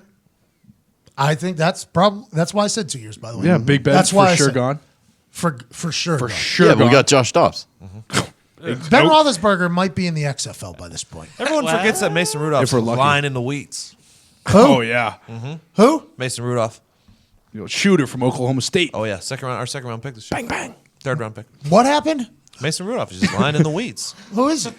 The backup to the backup. He's the future. He didn't even play. He's the future. Yeah. They 'cause- benched Ben Roethlisberger in the middle of a playoff hunt, and this guy didn't even Yeah, play. you got Josh Dobbs. He's got all the experience. Yeah. 5 games. Mason's hey. redshirting. He threw that one pass earlier this year. You remember that? It was Who a the dime. fuck is Mason Rudolph? And by the way, he plays yesterday if he's any good, Diggs, just so you know. Yeah. It's the NFL. No, he's redshirting. I'm sorry. He plays over Dobbs if he's got, if he's the guy like you're saying he is. Baker Mayfield. He wasn't dressed. How's he going to play? Well, that's what I'm saying. Well, I mean, put him as a backup then. It looks like Baker wants to play in Cleveland too. By the way, it fits him. Chip on the shoulder, little guy. Not great. It's just a perfect fit. Start low, build it up. Like he is the one that revives the Cleveland Browns if this turns out Cleveland. well. Cleveland. Yeah, the Cleveland Browns. No, just Cleveland. Cleveland in general. Yeah, The Braun's city? gone. Braun's gone. He revives them from the Braun leaving. Yeah, there's going to be witness with Baker Mayfield, like double guns on all the buildings. It'll be Feeling feeling dangerous. dangerous. Yeah, dangerous. Witness danger with all of those double guns. Wake up witnessing danger. Yeah. You're welcome, Nike. Hashtag endgang, hashtag endgame. I'd like to hear your predictions for the next 5 years. Something that's going to happen that's going to be wild. Because here, I'd like to break news. And if you have a good prediction and you sound confident, I can't wait to hear it. And spread it. Because that's what we do here. Real news all the time. From Judge Pat and Goose all the way through here. Great conversation, boys. Very thankful for all you. Bro.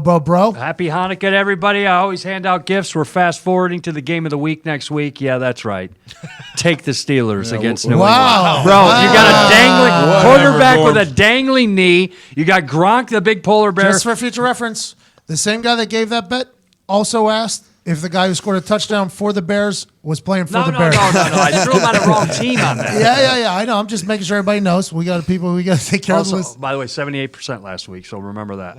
Yeah. Hey, Gorms, you just got pulled with Diggs and Nick, and now you're in on hate week, and I hate you for the next I week. love you, brother. I'm going to How hug about you that? every day. How about that? Love it. I'm not going to let you touch me. Put Jason McCourty back there instead of Gronk Hey, next time. By the way, NFL on Saturdays is back. Yeah. Hey, good call. Jets! All right. I would like predictions for this NFL Saturday. I can't thank you enough for listening. Tyler Trent interview coming up on Thursday. Tyler Trent, Purdue legend, who Touching lives, that kid. inspiring plenty in many. After chatting with him and his family, it's really, really cool stuff. You're going to enjoy that. Also, Darius Leonard, the maniac. I traveled to the Colts complex for a conversation. Is he defensive rookie of the year, hands down? I don't. By a mile. I think he has to. By a mile? Yeah. He has 138 total tackles. He's unbelievable at football. I have no idea how the fuck they found him. Chris Ballard found this guy, and he's incredible at football. He's also seems to be a good leader in the locker room, which is awesome news. Can't wait to chat with him. And to all of you, you're the absolute best. PatMcAfeeShow.com. The blog is up and running again. Let's go. Boys, these guys are the greatest typers in the world. Greatest typers in the world. Ty Schmidt, hit the music.